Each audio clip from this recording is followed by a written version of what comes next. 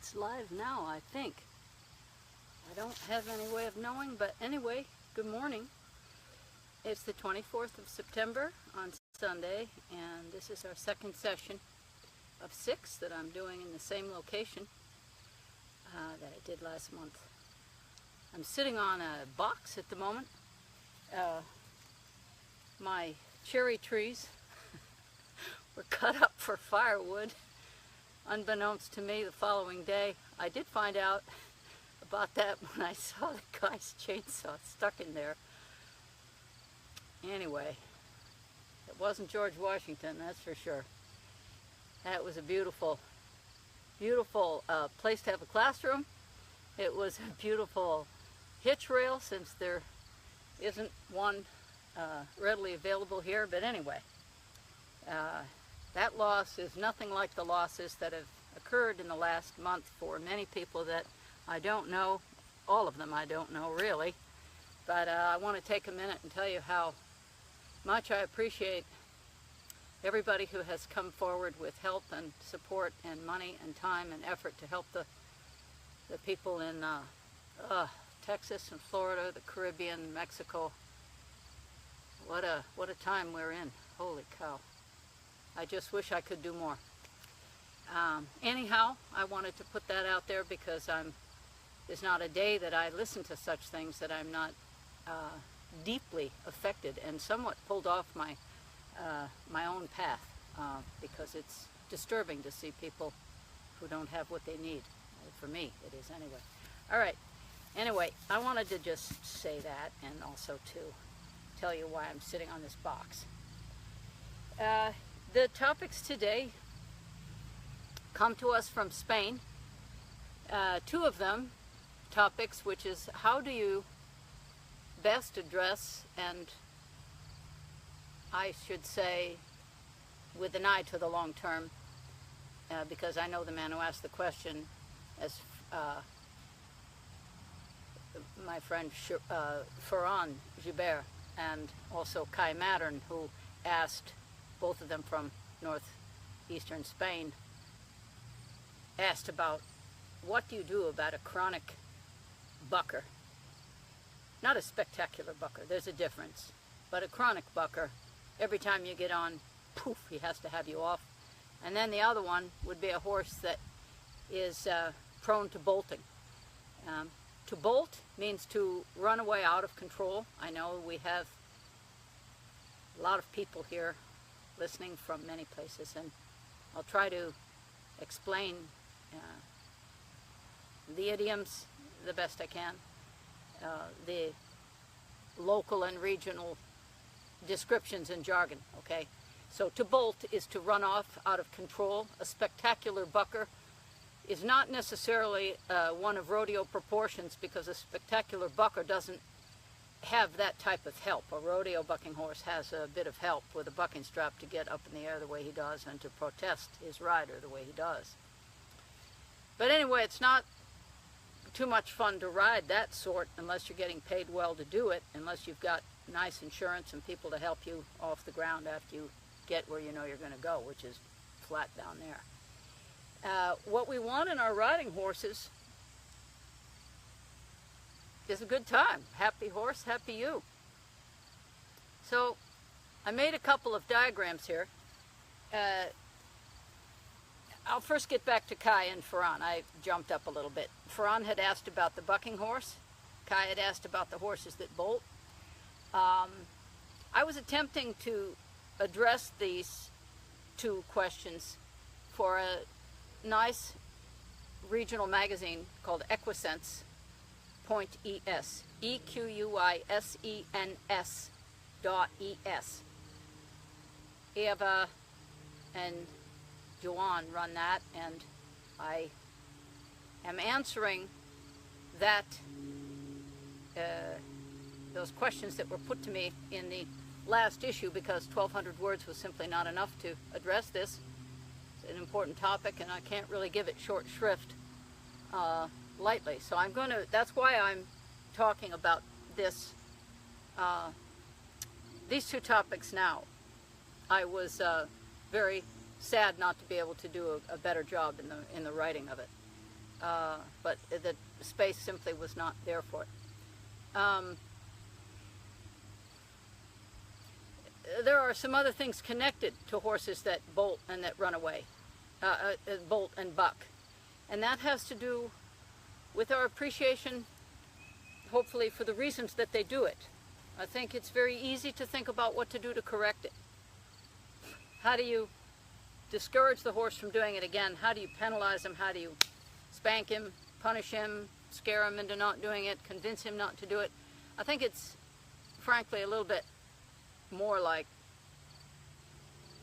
a child who has an obvious dysfunction, an obvious reaction or rejection of what you might think of as the protocol or status quo in the family. You can discipline all you want, but I think it's going to be more effective to get to the root of the problem. So with horses, for example, here I made a little picture. Here's one bucking picture. Here's some options you have. Up and down right here, different heights, different, mostly not moving much. It's just kind of like being on a jumpy seesaw or an elevator that is got some problem with the gears. Here's another version of bucking, which I know something about. Oh, by the way, I have been bucked off, that's true. This one here is particularly hard to stay on because it starts with just a little elevation of the hips and then off you go. It's a little bit, for those of you who skate, those of you from colder climates who know about being on the end of 6 or 8 or 10 people on the ice, or perhaps if you have had a bad driver in your water skiing, you know what this feels like, and then you're gone. All right, there's that kind. And then you get the kind that I like the least, which is this, because you have acceleration and a leap and a buck, land on the front feet, go again, boing, go again, and then they really give it to you right here, up you go, and then this is perhaps the least fun because you have the most chance of getting hung up in a stirrup, hopefully not on at all. But you do have a good chance of getting hung up to get bucked off a horse that's running and bucking with this much enthusiasm. Real commitment for the task. There are other types of bucking, I'm sure. To be honest, people call bucking almost anything that doesn't feel quite smooth. I've seen people mention that their horse bucks when in fact maybe he tripped. Not too many, but some, and that's understandable because what you want is a nice smooth ride. And if you don't have a gaited horse and you haven't learned to post, many things feel a little bit uncomfortable. Post, there's a word for our international audience. It's the intentional movement that a rider makes to not bounce on the horse's back at the trot. So when you're posting, there are many words for it. I'm going right now through the list of things in my limited international vocabulary, but it's ridiculous to even attempt it. Posting is the ability to rise and fall with the leg on the wall. If you happen to be going in a circle to the left, you would like to have your rhythm in the saddle at the trot in time with the shoulder that is on the outside of a circle. It doesn't have to be in a building or on a wall at all. It can just be you're trotting along and you're going to the left. It's helpful to the horse if you can be on his right diagonal. Diagonal. What's diagonal? A diagonal refers to the horse's one front foot and an opposite hind. It can be on either side. He has a left diagonal, which involves a right hip. He has a right diagonal, which involves a left hip. It's important to understand these and not to discount it just because you have a gaited horse or just because you ride Western or just because anything. It's really important to have rhythm and peacefulness in your mounted relationship to your horse, because the minute you are up there and out of balance, he becomes concerned if you do. Maybe he becomes concerned anyway, and that leads to needing to try to get you realigned on his back, which is often what produces a rider getting upset and grabbing, which can lead to bucking. If you pull both reins and dig in with both heels, all of a sudden a horse will, some horses, young horses or less experienced horses, will respond to that with quite an answer for you. The importance of getting clear about the diagonals and how to work your body with the horse's body from the saddle is because the transition between the trot and the canter, I'm going to talk about the canter in a minute because we use the word gallop here to mean something different than people in the European continent, in the EU and Asia mean. They use gallop for the US word of canter. Let's just say that when I am talking about a canter, I'm talking about a 3-beat stride. When I say gallop here on this side, I mean a 4-beat stride. And I've made some diagrams here to illustrate. I'm not a great artist, but it does a job to try to help people who have not studied this carefully or much understand the importance of being on the right diagonal when you ask for a lope on a corner. Okay, so that's a little bit beyond where we need to be right now. We're going to start right here at 1 minute now. Oh dear. Where are we?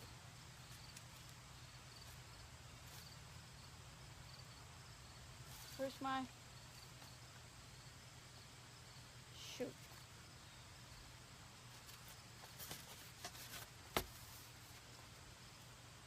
Oh, here we are. I'm sorry. They're on the other side of this.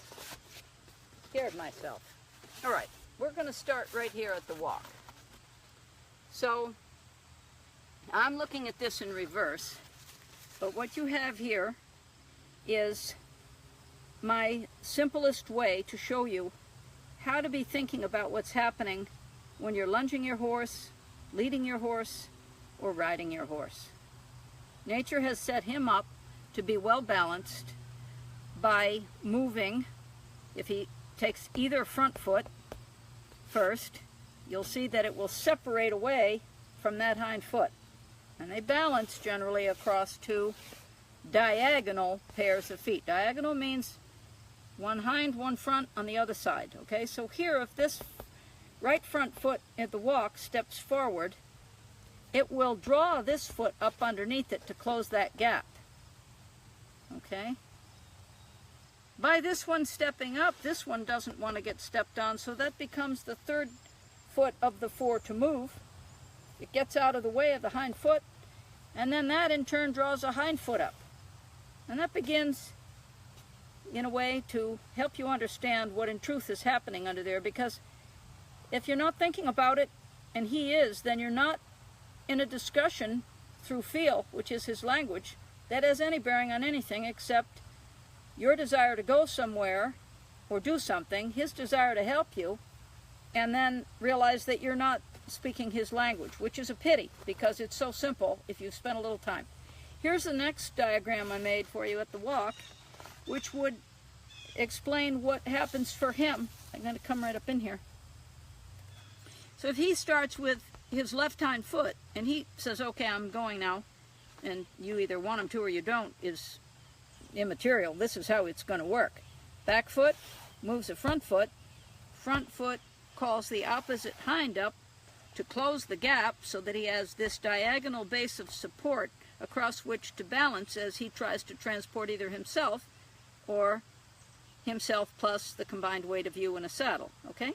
So I'm going to leave that up there for a moment so you can either write it down or take a screenshot or how you wish. All right, I'm going to give you a couple seconds to think about this because we have here a 4-beat stride.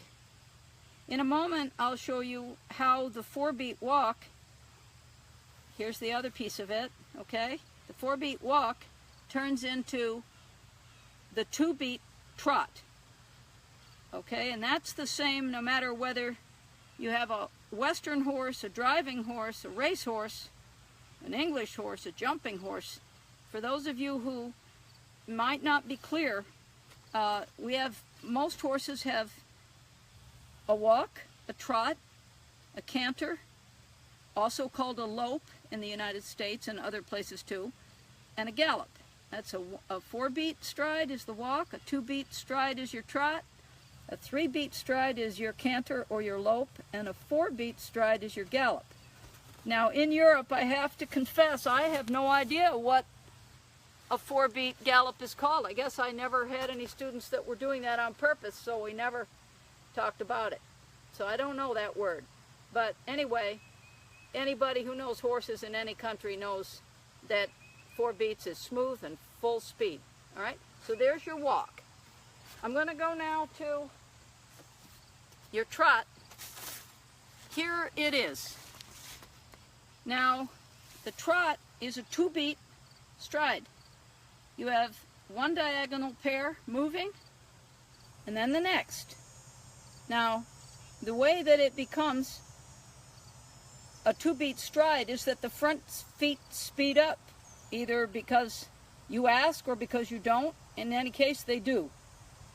They speed up, and the back feet, which have been lagging behind in a 4-beat walk, they catch up. And they catch up on a diagonal pattern so that he has improved balance and stability at that gait. And anyone who's ever ridden or been around standardbreds or the Orloff breed from Russia, that's one of my favorite breeds, by the way. I had a pretty nice Russian Orloff for many years, and I have to say I don't think I've ever had a better horse. That was some animal. I've had many good horses, of course. I've loved them all. But that was a particularly athletic individual, and he could trot. I actually took him out into the center of Sweden one day, and I raced a friend of mine on some really good turf. He had a thoroughbred, and I had Vamos, and boy did we, well anyway, we did well, I'll say that much. And we did it this way. I could not post to that. I had to stand up. His trot was like being on an express train to some location. So that 2-beat trot in forward direction is the same pattern of footfall that we have at the backup.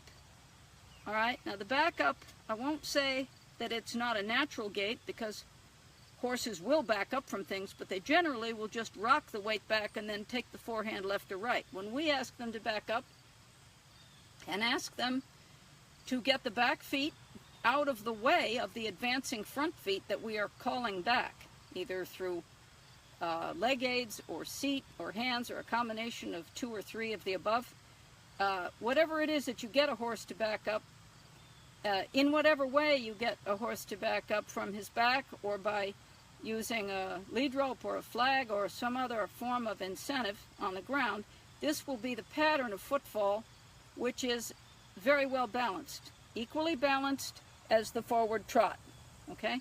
Now, I will say that when this backup is not smooth, when it becomes a 3-beat backup, when it becomes a 4-beat backup, when it becomes a halting, let me use another word, sort of sticky, unsmooth, unwilling, unclear type of footfall, where you have dirt being picked up by the hooves and the feet not clearing the ground, that's nothing to practice. I would not, if you have that type of backup, I would stop doing it and start to look for the reason and change and address the reason that the feet are heavy enough to not clear the ground in the backup, because your best approach to a clear turnaround and a solid 2-rein stop is going to be a backup that is light and easy and does not involve pushing the horse anywhere. I will talk about that next month, about how to get a light backup. But right for the moment, let's just talk about the footfall, and it's something to think about, very important, because when you slow, you can work on forward motion by developing and refining the nuances of the backup and the variations that you can introduce to the horse, such as backing a circle to the left, backing a circle to the right, and before that you would want to just think about opening a shoulder in one direction, left or right, doing a quarter turn perhaps, or half a turn. no, 90 degree would be quarter turn, or 180. In any case, none of this should be done in any sense of urgency or in any sense of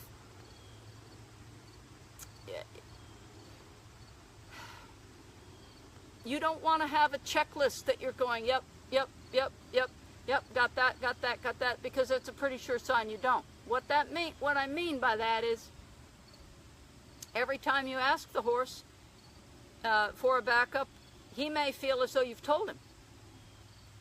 You think you ask, and he thinks he's being told, and depending on his history and depending on yours, he might think that all the air might go out of him and he might just lock up and shuffle backwards, carrying a lot of dirt with him in the ground, leaving tracks all over the place, because he's afraid of what's going to happen to his head and shoulders and mouth and face if he doesn't back up fast. And I will caution you that whatever type of backup you have laid into your horses will be reflected in your forward movements, your turns, and your stops. That's my experience. It may not be true for everybody, but that's what I have seen, and that's also what I have made the mistake and done for various reasons, mostly to try to, as I say, reassure myself that I've achieved this, this, and this, and then poof, out of the way it goes. No, it's always a new experience for yourself, I hope, because it's happening in the moment. With a horse, could be the same horse for 20 years, but still a different day. That's why they say when some people wake up on the wrong side of the bed, same person you've known 30 years, I don't know about the wrong or the right side of the bed, but that's an expression that I have come to think means you shouldn't take anybody for granted, you shouldn't take any situation for granted, and just to think that something is set because you learned it once. Let's move on. So there's your trot, there's your backup, we've reviewed the walk, and now we're going to talk about how this trot moves into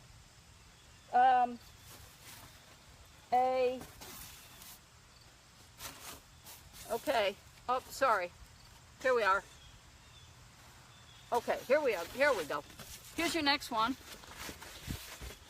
Here is your right lead. I put gallop. It's a canter. It's a right lead canter. There's the pattern of the footfall. Now you'll see here why I was addressing the importance of traveling under saddle with your correct diagonal at the trot, because your right lead requires a balance point here on the left. So if you're going right, that horse is going to do a nice departure from a trot to a lope by rolling across this balance point in a 1, 2, 3 beat stride coming out of your trot, which is a double diagonal. So what God gave the horse in exchange for his super stability at the trot is a greater reach in each stride of progression, okay? He's going to get more for his effort in every move, every stride he takes, every moment that he advances all 4 feet, he's going to double or triple his distance, get greater speed, but the sacrifice was the superior balance that he had at the trot. What I mean is that you will be on 16 square inches, the two of you, on a hind foot and a front foot, twice in each stride, which is one of the reasons why it's extremely important to learn how to ride without stirrups. It's extremely important how to learn how to ride with superior balance. And it's also important to understand that when you confine the horse with either any type of restraint mechanism in the groundwork or on his face while you're riding, whether it's a drop nose band, whether it's a running martingale, draw reins, side reins, any other type of long shank or elevated or acute mouthpiece, it's really important to understand that he needs access to his shoulders to pull this off with any type of safe and reliable performance that will guarantee your safety. the most wrecks I've seen come from restrained horses being asked to liven up in complex or speed or time-related maneuvers. In practice, they're often not exhibited this way, but in the practice sessions, they're also often asked to be either hauling to the right or hauling to the left in this pattern of movement with, in this case, your left shoulder super free and your right hip super engaged, or your right shoulder free and your left foot super engaged, all the while being held into position, which really prevents a proper use of the body as it was designed to function. Now, this is not meant to be an equipment bashing session. I can certainly provide one of those in the future if it's needed, but I think really once people understand how to present an understandable feel and to appreciate the difficulty that a horse has being asked to liven up in the confinement of some of the equipment that he's presented with, I don't think it's going to be hard for too many people to just take a break and take a risk and try to loosen up these horses so they can do what you want and perform in a way that would only be something you could dream of. It's absolutely unbelievable what they'll do for you if you just let them do it. So we're going to go from, let me see if there's anything else I need to mention here. Well, anyway, yes, there is. Going straight ahead, it's very important to remember that if you're asking the horse to make a transition, a young horse, between a trot and a lope, I might not worry about these leads for quite a while. I would just make sure that you can go up in the transition from a trot to a lope without causing him concern about which lead leg he chose, meaning which balance point he chose, okay? You don't, if you want to change leads, you change this. You just change the balance point. You don't need to worry about a back foot first or a front foot first or a simultaneous lead change. Just change your balance point and he knows what to do. And we'll talk about that in the future. We've got a lot else to talk about right now because I just can't talk about bucking and rearing if everybody's not with me on the details of how they move. Because when they start bucking here, you better hope that your stirrup cuts you loose, because getting 1 foot hung up at the lope while they buck you off, there are better things to do than that. Now, here is what it looks like in the pattern of the footfall when you, let's see, okay, I've written all over this paper here. Let's see. Cantering without good balance, okay?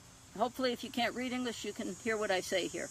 If you're deaf, you can read this. Cantering without good balance, all right? So this case, you have a horse that is starting with a right hind foot, and he is intending, of course, if he starts that way, one would think, to be on his left lead with this balance point. But very often a horse will be asked with a right leg to take a lead, and he will start to do that, or a rider will not like the way he transitions from a trot to a lope and do something with their hands that will cause him to suddenly take a right lead. Okay, and when he does this, if he still maintains his momentum because he's a good horse listening to your leg and he thinks he understands what you want, you will be left with no diagonal base of support. You will be left with a lateral balance point and this foot hitting the ground singly, okay? You'll go 1, 2, 3. Same on this side. If you are asking, you think you're asking for a right lead, and he gets started on that, but you mess around with his mouth or lose your balance, or maybe the footing is no good, or you don't allow him to drop to a trot to fix something enough times, so he just feels like he better canter or else.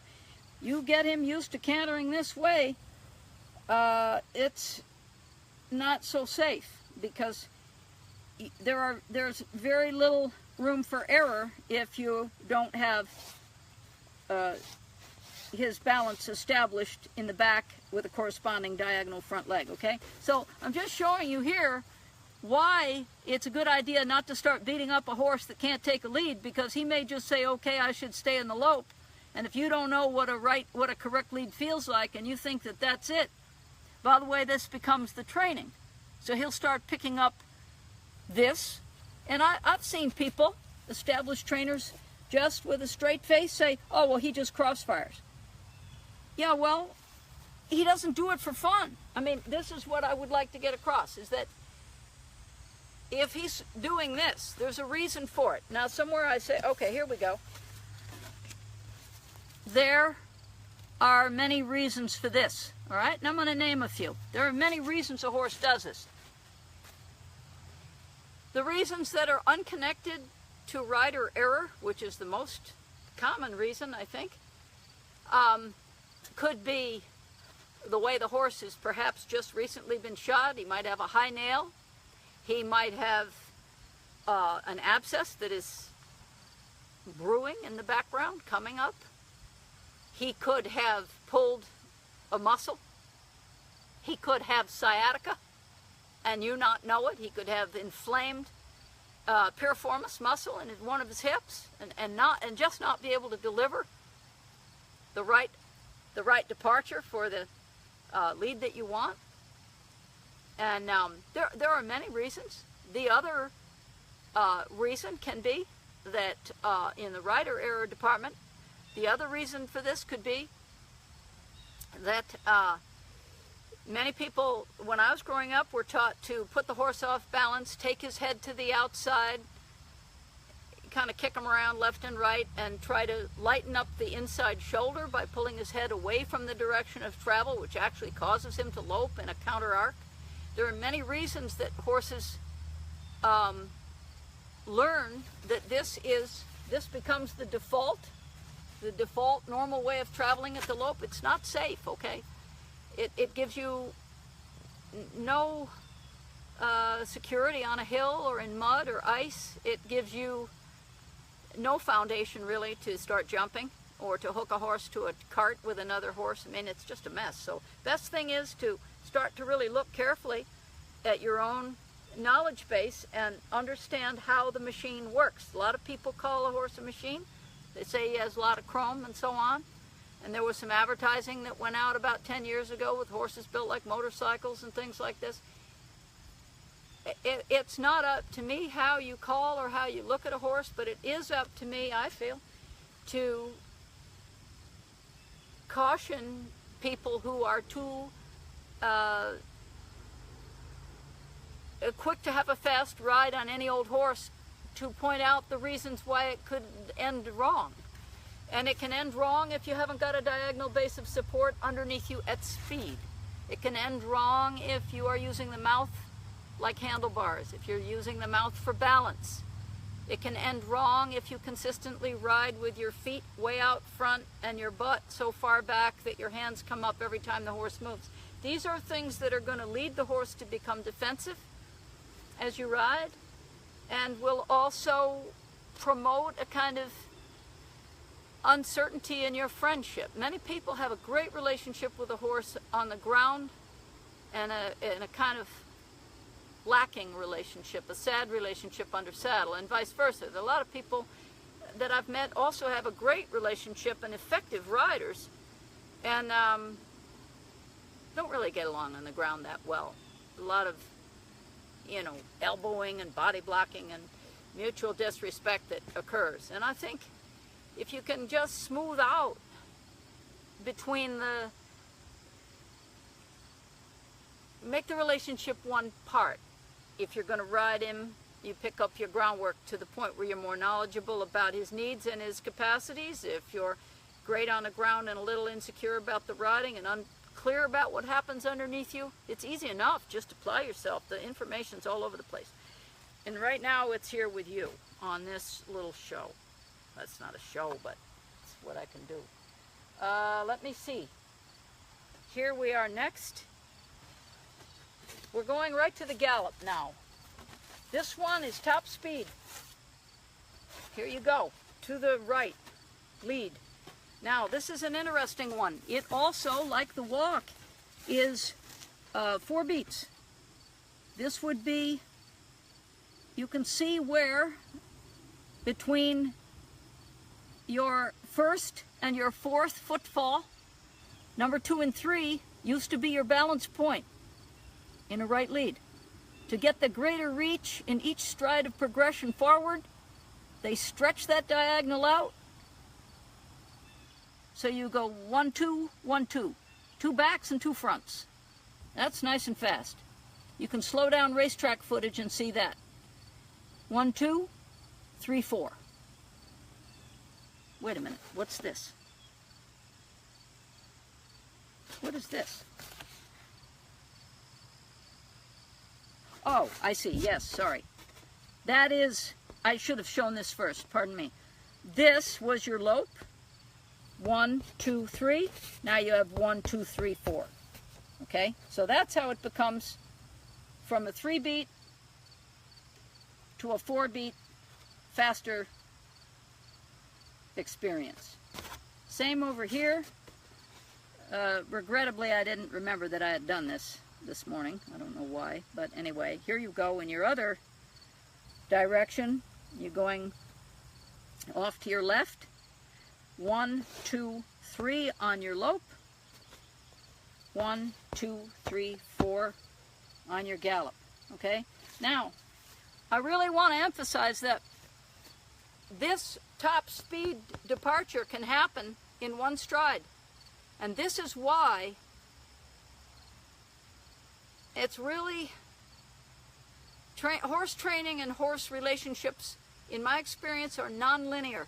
It's one piece, it's one thing, and many, many different parts of it. It's like one body. And if you look at the vascular network online, you look up like the human blood system or the human endocrine system, the human lymphatic system, you just look at those pieces. All of that is in us, overlaid by muscles and bones and skin and organs and all kind of electrical nerves and things like this.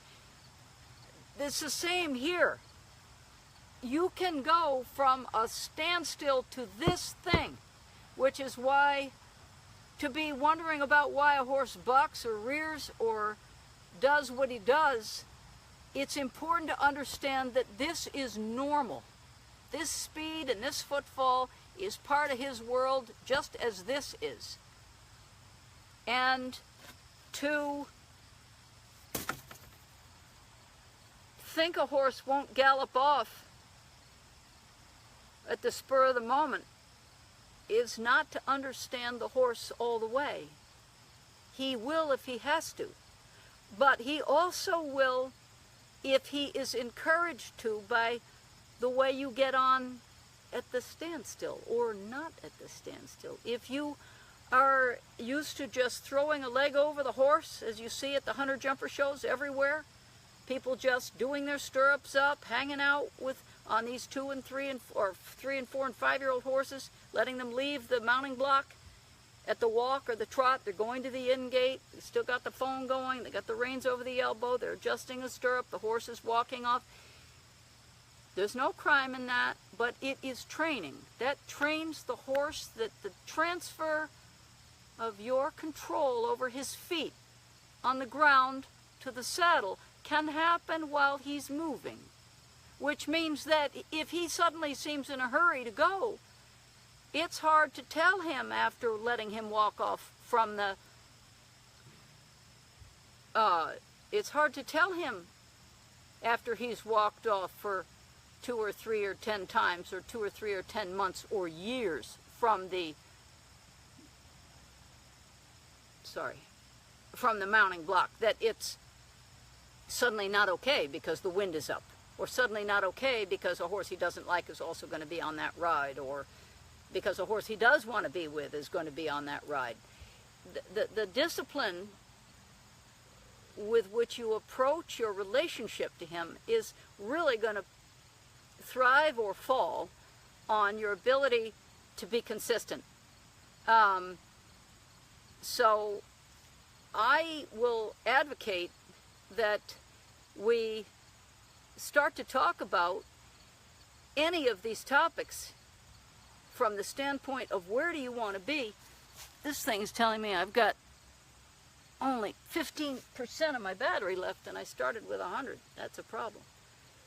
I may have to recharge my phone. I'm sorry, I don't have, maybe I should have 2 phones.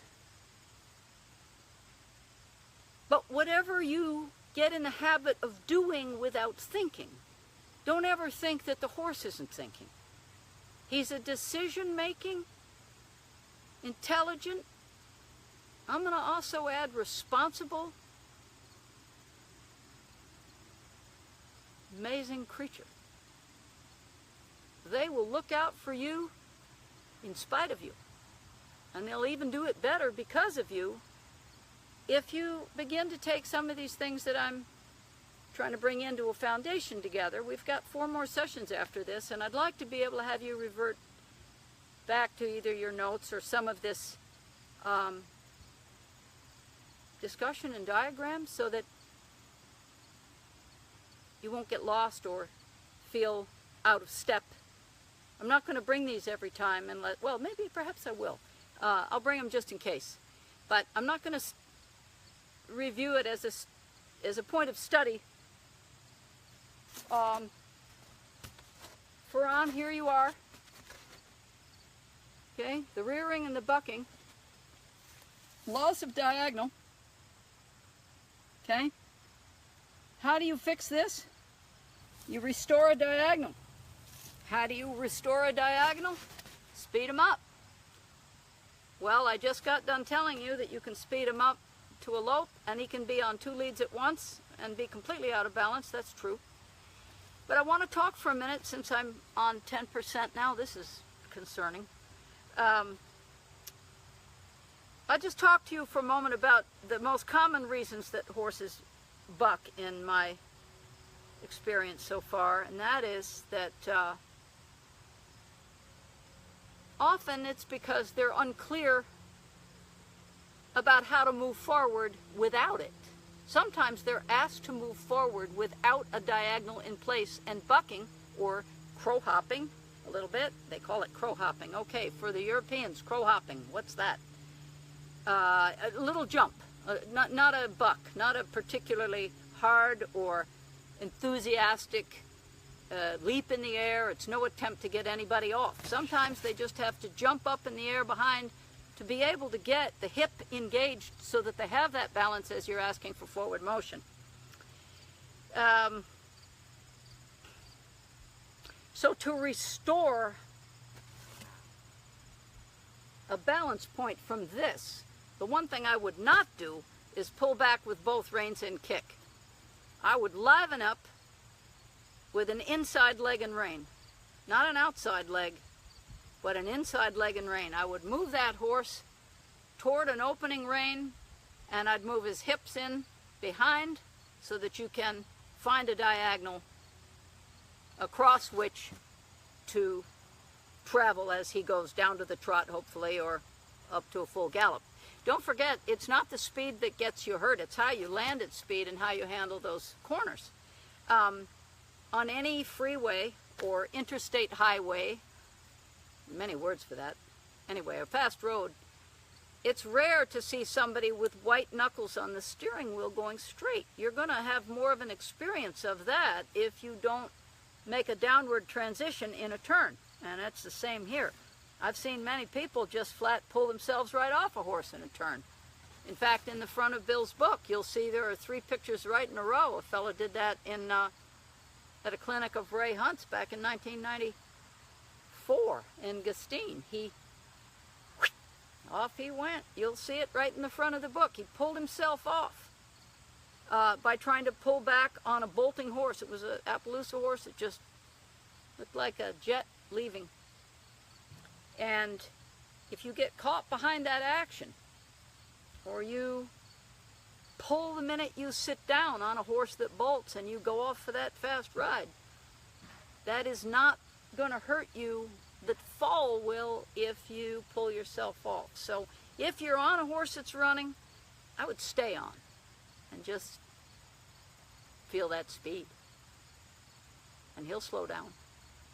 Of course, there are many places where you wouldn't want to do that. In town, in the woods. But if you have to, slow one down. This is where your one rein stop comes in. This is where some of your foundation for loading the forehand could be helpful. And there are many reasons to teach a one rein stop, particularly if you're dealing with large groups of students and you don't know them personally, you haven't trained their horses, you don't know them, great variety of skill level in the class and so on. One rein stop is a lifesaver, but it also is the training to load the forehand when the slack comes out of a rein. So too much of that can lead also to a horse thinking that at a lope, if you pull back with two reins, that you would like him to set those front feet down right now. And consistent with much of the groundwork that is a foundation for an effective one rein stop, it would require that you stop one shoulder on the same side of your opening rein and the other 3 feet keep going. Now, there is value in that, but I would caution that it's a limited value if it's rehearsed too much. If that becomes the go-to exercise for every time you stop and every time something happens, the balanced two rein stop and the balanced gallop depart and the light front end in all sorts of maneuvers is going to be a bit harder to achieve. The other thing that I was very aware of back in the 90s is how many well-bred horses were ending up at the rodeos. A lot of very, very well-bred horses were bucking people off on the West Coast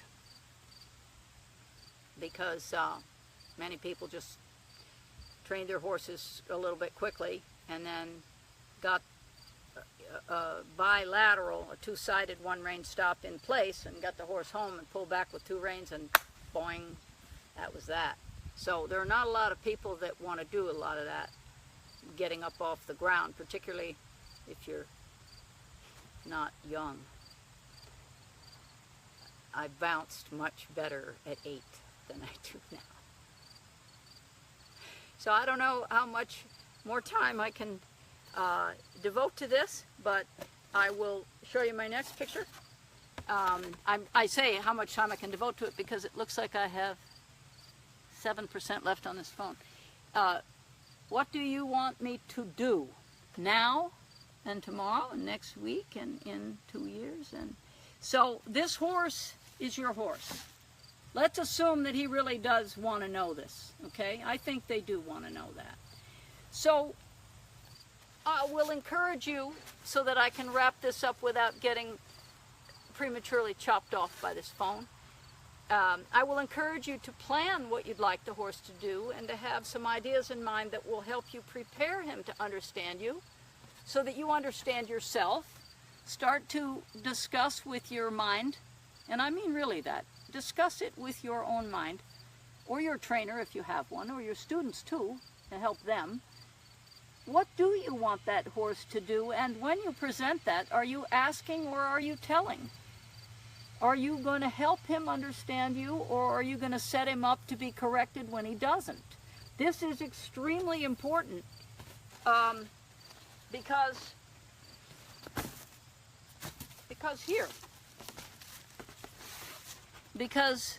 the mare's focus is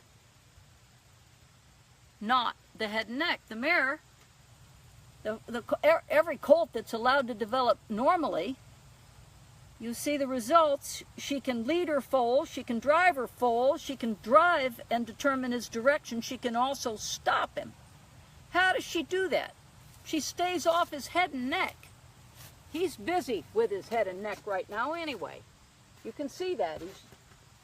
He's having something to eat right there. And she's getting him to understand how to see her out of both eyes, how to move his hips when she asks him. And now in the beginning, she'll get with his feel when he leaves. She'll follow that foal, and she'll learn to direct him. He'll learn to be directed and to turn back until she's got him to the point where he'll follow. If they have enough room to move, this doesn't happen well in a stall, by the way, but if they have enough room to move, she'll teach him everything you need to know about a riding horse and everything you need in a riding horse if you watch them enough. This I do believe.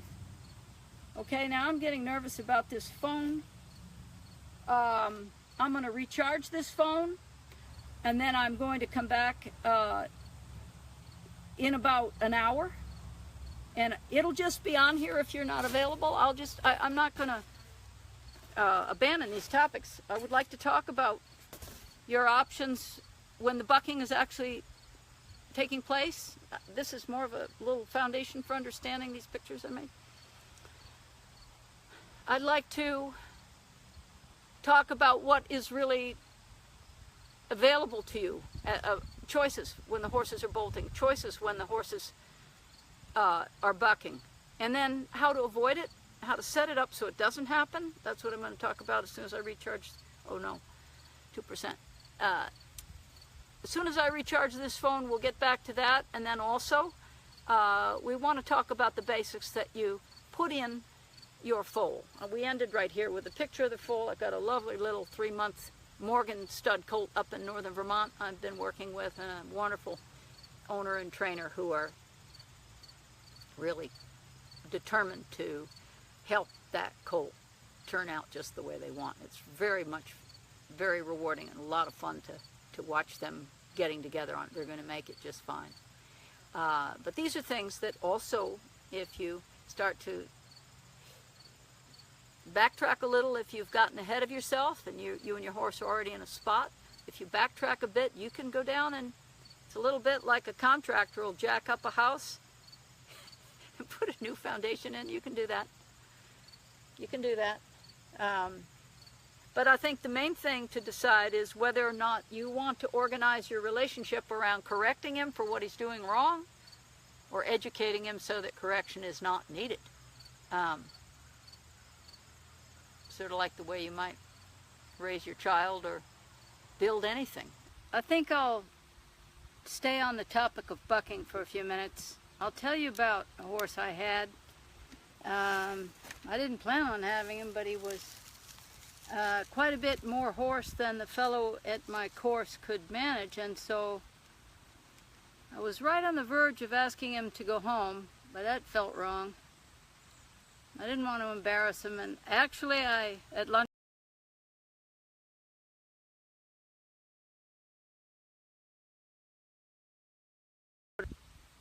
let's see.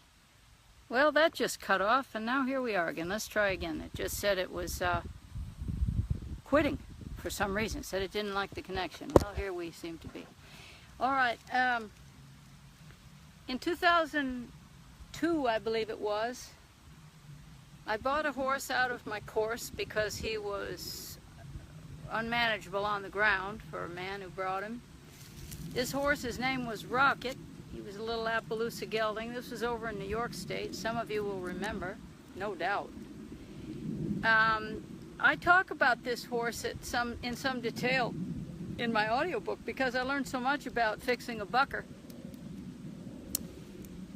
This was more than your ordinary bucking horse. I think for him it was more enjoyable.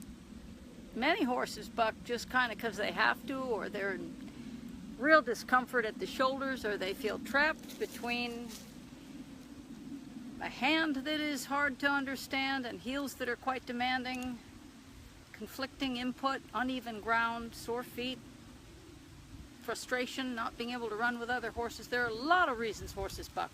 Many. Mostly rider error, I would say. And some, I don't think many, unless they're super fit, really learn to enjoy it, but Rocket sure did.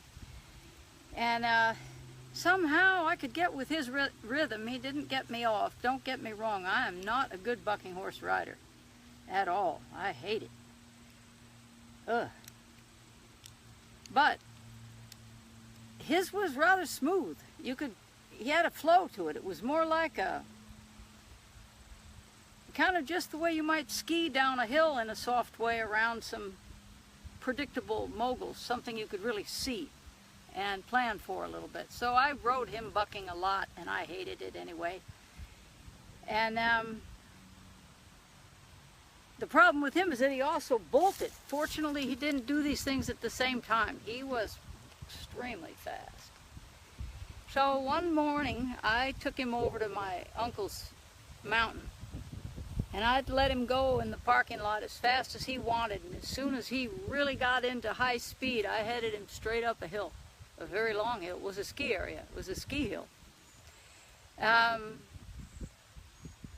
And almost to the top he did go.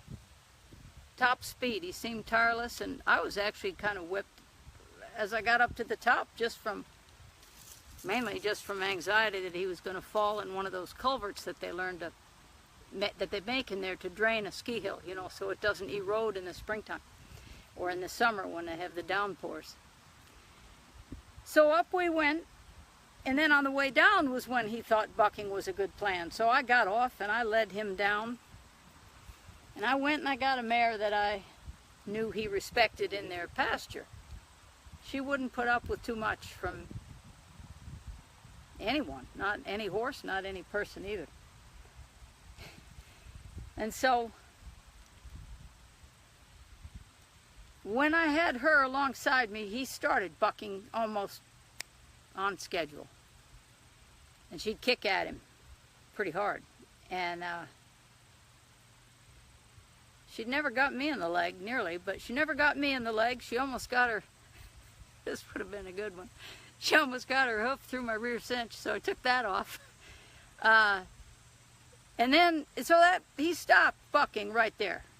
She got him once. She didn't have hind shoes on, but she meant it, and he knew it, and so that settled him out.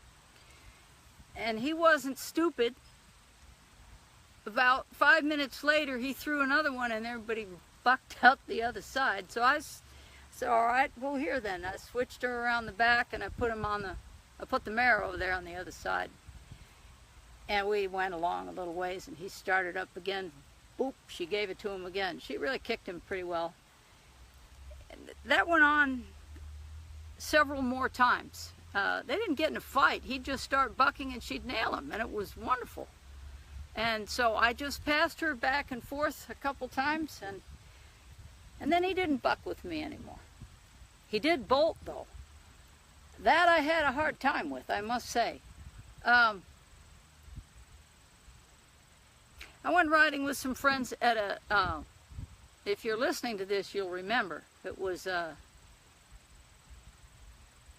Les and Mike and I went over to a gravel pit and a quarry over in East Hampton somewhere. And we were walking along in a fall afternoon, having a perfectly wonderful ride, and suddenly off I went. Super fast. And I almost broke my leg because he laid over so far on the corner. When we went back, we could see that my foot and my stirrup had gone into the gravel that deep on a corner, and that horse was still upright. Amazingly, it came right out of a turn. It was just like the motorcycle races or something. Anyway, he really could run. And he ran, like I said, the speed isn't the problem. It's where you're running. And I never got hurt on him, but almost. He was reckless, and he was used to being upset in small spaces. So at the bottom of this ski area, I'm changing now back to the ski area, where he ran away with me several times. He finished off one episode by jumping right into the living quarters of my trailer. And that did almost cut my neck off. I ended up back behind the saddle. And he ended up with his front feet in this armchair I had in there. And that scared him. And then that was the end of his running away after he did that. We went through a campsite once, right through somebody's picnic, right in through the whole. It wasn't a fire on, but it's where they made the fire and all these pots and pans and stuff. So you don't want a horse to run off. And I can't take credit for how he got stopped. That was just because I had my trailer open and he jumped in there. The living quarters, not the other part. There was no room. He really almost chopped me up going in there. So that's how he got fixed. I don't recommend that approach by any means, and I couldn't have planned it any better, really. But The more standard kind of runaway is the thoroughbred that you get off the track. And with that kind, there's another way. Generally, they aren't bolting. Generally, they are just doing what they were taught, which is running when someone gathers up the reins, and then they anticipate having someone come in with a whip or come in with their legs, and so they want to run because it's been expected from the time they're young, you see. That kind of running is not bolting, although it may feel like that if you're riding with shorter stirrups, or you're not 100% fit, or your timing might be a little off or a little out of sync with the horse you're working with. If they leave at a gallop, your head snaps back, your feet come forward, your hands fly up. I mean, there will be a reaction to your reaction, and that often is what can start them bucking or get you half off. I do highly recommend a helmet and breakaway stirrups for people, you know. Getting dragged is fatal sometimes. I'll tell you about a time I came off on the right side of the horse with a left foot in the stirrup. It's on the Russian Orloff I was telling you about. I had not 20 rides on him, somewhere between 15 and 20 perhaps. It was fun. I was going on my first outing with other horses. Some of them he knew, some of them he didn't. I was in the back, last one. And my good friend held a... Don't do this. People do it all the time, and I've had to break myself from the habit. Don't hold a branch for somebody when you're going down the trail. Let them deal with it. Anyway, he held on as long as he could, and of course when his horse left and he dropped that branch, that thing came back at 100 miles an hour and hit my horse and me both in the face. So I was there. I got stung right in the eye, and I had my rein over my elbow here, and I was up like this suddenly, and the horse got hit in the face too, and he was very, very green. He was an older horse, but it was our first ride out with others, third ride out at all. The only other times I'd been on him had been, I'd lead him to one farm, and then I'd get on and he'd run home. That was what we did, because he needed practice leading and he was a runner. So I just got on him and let him run home and learned how to ride him at a gallop. That was the only speed he had for the first 2 years. He'd been frightened in a carriage wreck, that's why. Turned out to be a fantastic riding horse, as Rasmus will tell you. And several other people too. Sigrid also has ridden him, and I think Johanna. But what a horse. What an amazing animal he was. But anyway, now where was I? I was telling you about, darn it. How'd I get to that? Oh, yes. Well, yes. After I got him so I could ride him around the farm a little bit at a walk and a trot. And quickly eloped, but a little bit, yeah, a little bit more reasonable. I came off the right side of him, and it happened, of course, very quickly. But I couldn't get the rein out from under my left elbow, and it came actually... Now, I guess you're seeing this is going to look like my right elbow, now that I see how these things work, these movies. But anyway, this is the exact arm that I had these reins on. That buckle ended up right under my armpit, and I fell off the other side with my foot hanging from the other stirrup. It was a breakaway stirrup, but I caught the top of my foot there, and there I hung with my head banging into his offside hock. Just like this. Bang, bang, bang. And that darn horse, this is why I said earlier that they are responsible if you set them up that way. I never anticipated such a thing to happen. I couldn't have dreamed it. It was not fun. But he followed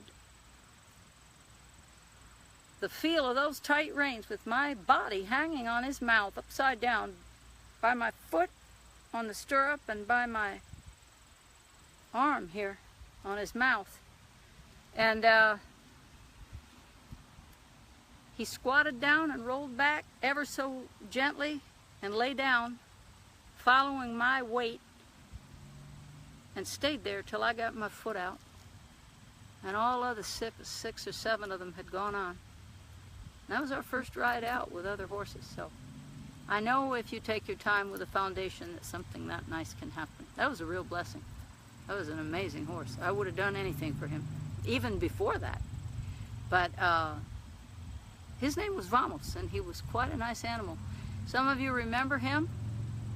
Some of you from the States who have visited over there in Sweden when I had him there.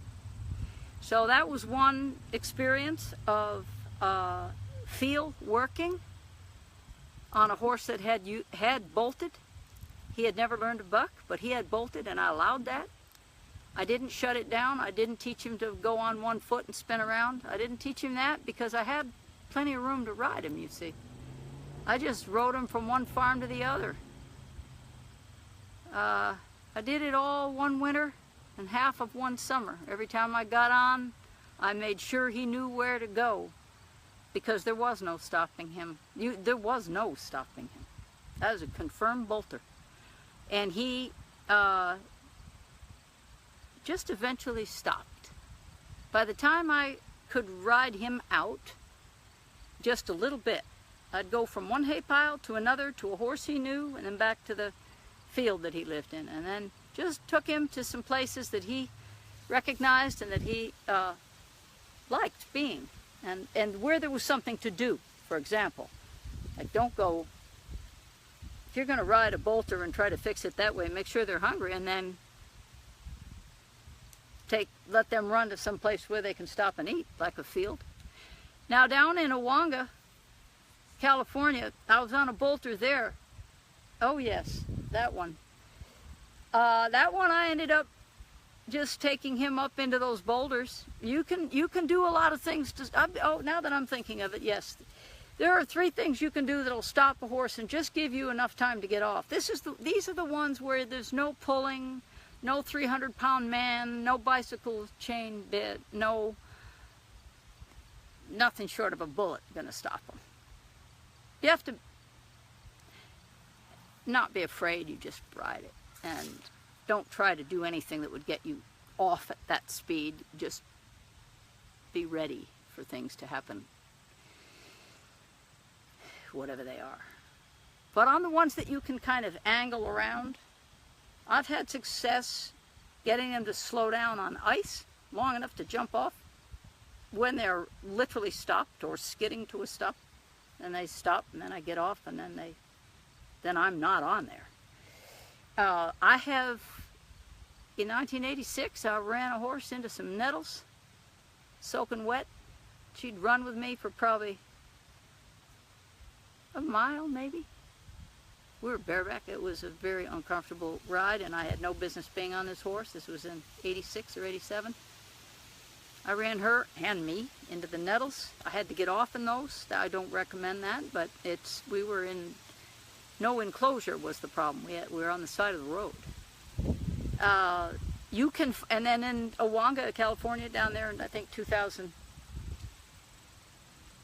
might have been 2003 or 4, I ran one horse up into a whole rock field. Just let her run, just angled around, and next thing you know, full gallop, no place to put your feet unless you're climbing on rocks. Now these are not things that these are not circumstances that I would look for or go try to train your horse this way.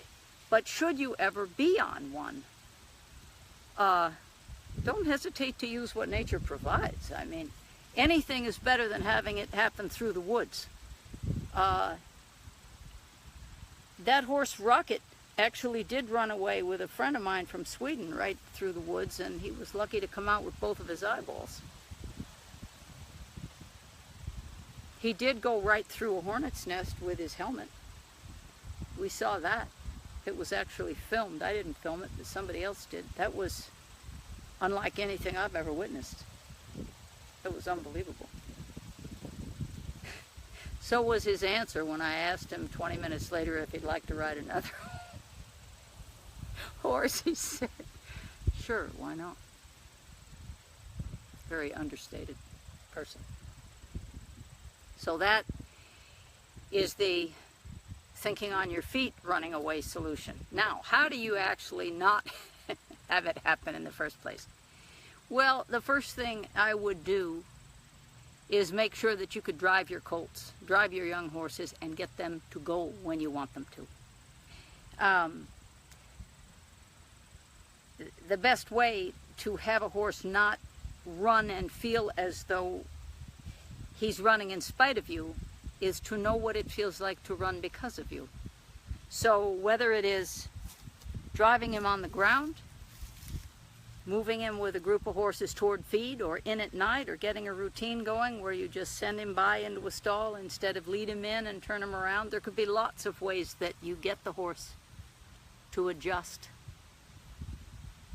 to this request. What happens so often, though, is that people want the horse to understand how to be driven, how to be ushered past. Get in the trailer, get in the stall, go by into the pasture for me, please. But the problem is you can't get this effectively and reliably if you look the horse in the face or you look in front of him when he's going past you, because he will start to feel confronted as you try to drive him into your zone. And this gets to be problematic for many reasons. Basically, if you start working with the young horse that way, like, for example, this young horse we have up in Vermont right now, 3 months old, you start looking him in the face and trying to pull him toward you. When you lead him, you will teach him how to suck back and rear up in about a few minutes, depending on the timing of your pull and release. There is a thing that people do to try to lead a horse forward or get their feet unstuck, and that is to pull and release and pull and release and pull and release. And I want to say, just mention here that if you're pulling and releasing and pulling and releasing in the hopes that you will get the horse to understand that you want him to lead, if you release him before he has made a change in his body or his feet, or signaled to you that he understands you mean lead, and you just keep jerking and releasing and jerking and releasing, the lesson is that he gets released for not moving. It's not that it's nicer for him that you give and take and give and take and give and take.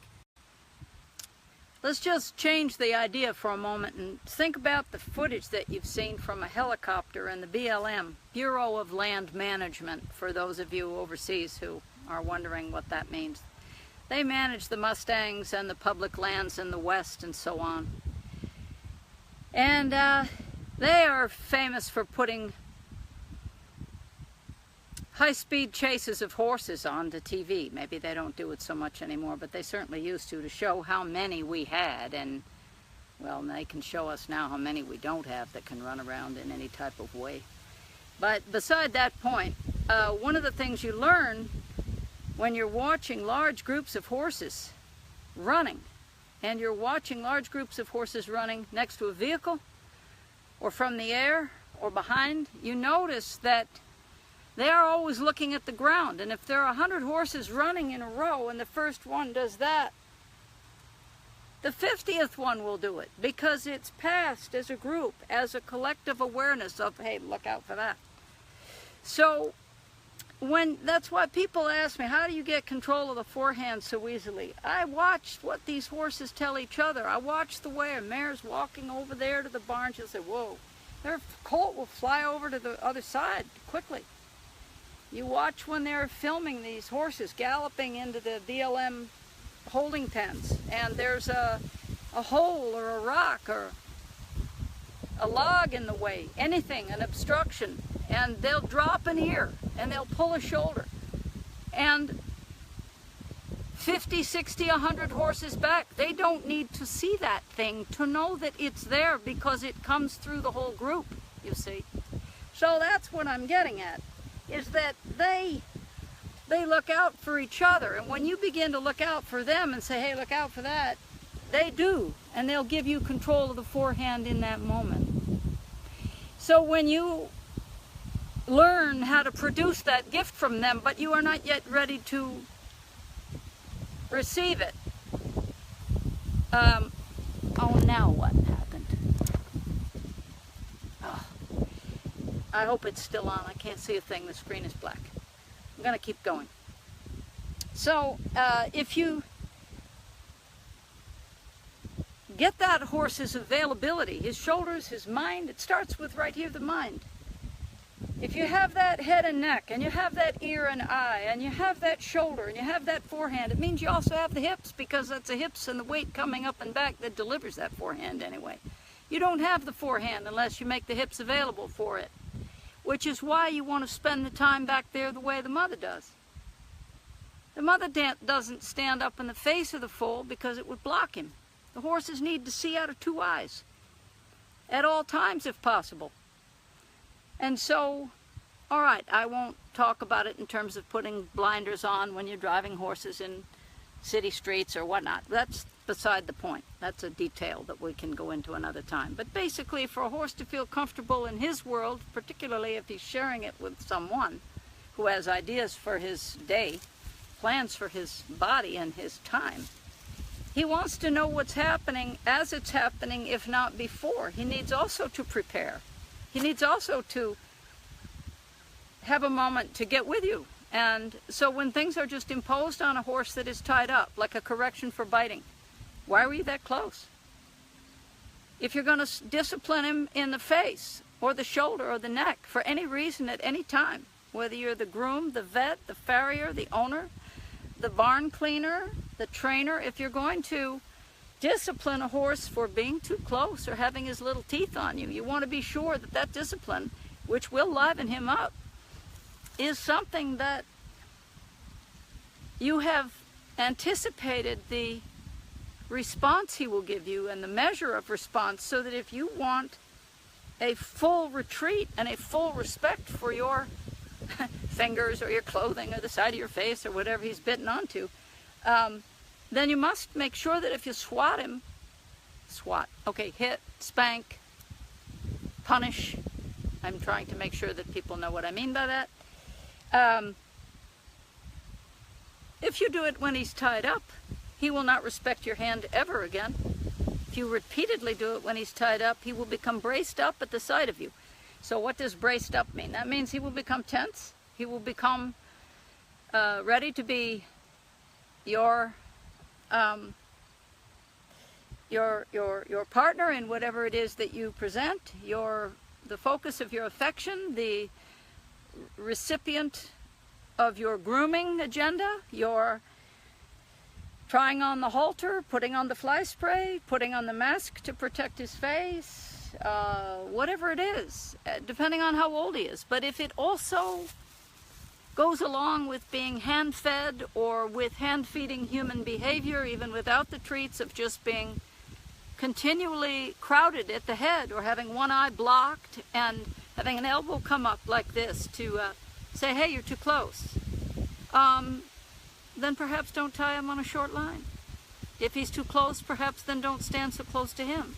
Because you see, what they learn about being corrected when they are set up to fail is the same thing a person learns about the real interest that someone has in you. For example, if dinner is normally at 4 and you're a child with homework and chores, and there are manners expected in your family, and dinner is usually at 5 or 6, and it's 9 o'clock and you haven't eaten, but you get a spanking for taking a cookie off the table at 8:30 at night because you haven't eaten since noon in school and that lunch wasn't any good. If that's the kind of thing that you can expect from the people who are your custodians, that is what they are. They're custodians. That's not what someone does who loves somebody. To tie up a horse and expect obedience and smack him when he's tied up for what you set him up to do cannot possibly lead to anything relaxed or good or reliable. And I'm not in any way saying that that is unusual behavior for people. This is what people see and emulate because they see it done, you see. But I'm trying to point out that what you produce in a horse that has been even minimally exposed to this sort of even loving correction, stop it now, quit, stop, you're too close, stop.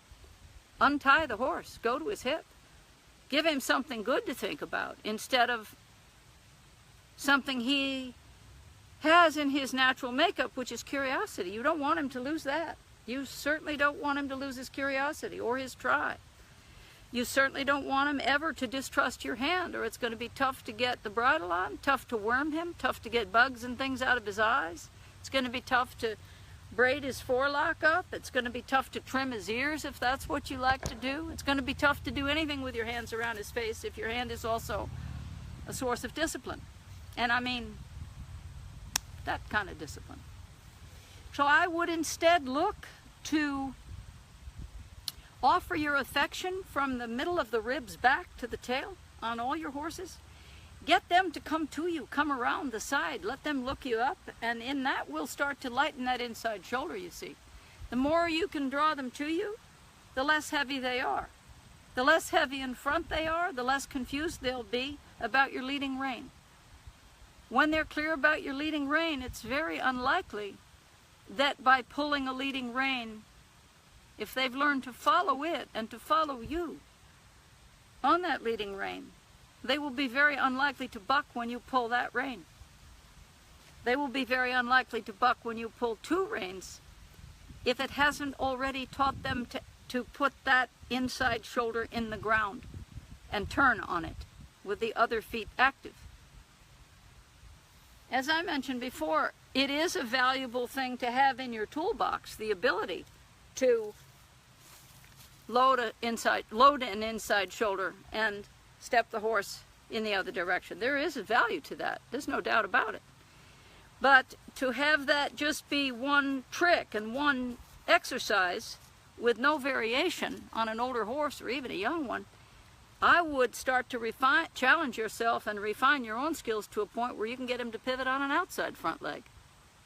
There's no horse show for 3-month-olds that says you have to have the inside shoulder heavy to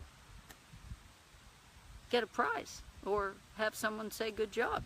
It's common sense that you need every foot available, or the ride or the driving experience is going to be somewhat in question, you see. So I think it's important to remember that if you can control one foot, you control them all, which is why you can go all over the French and Eastern European countryside and see horses picketed by a front foot or a back foot. You get the whole horse that way. Here, they call the Humane Society if you tie up one foot in the backyard. But the thing is, I'd much rather see a horse tied by a foot than by a head, because if you tie him by the head out there and go to town, he can get his back foot over that lead rope or in the bottom of his halter. And you know what happens then if he fights himself with the kind of power they have in those hips. They can damage themselves quite well.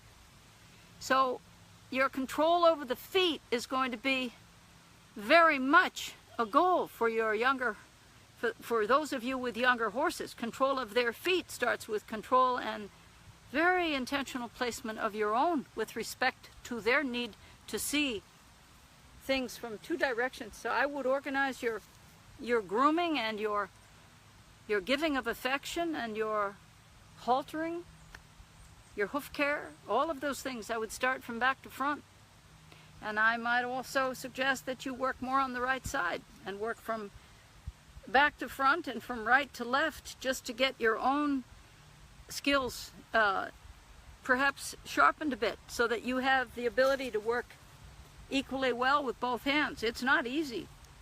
If you're right-handed, you could try to brush your teeth tonight with this one, with your left hand. It's not very much fun. I tried it. I do it. I make myself do it so that I can start to appreciate and be reminded every day in the mundane chores of my own life that these small things we take for granted, that the horse is expected to understand and to use in his foundation with you to build further. Very important to be conscious and deliberate and clear as you begin to educate your horse.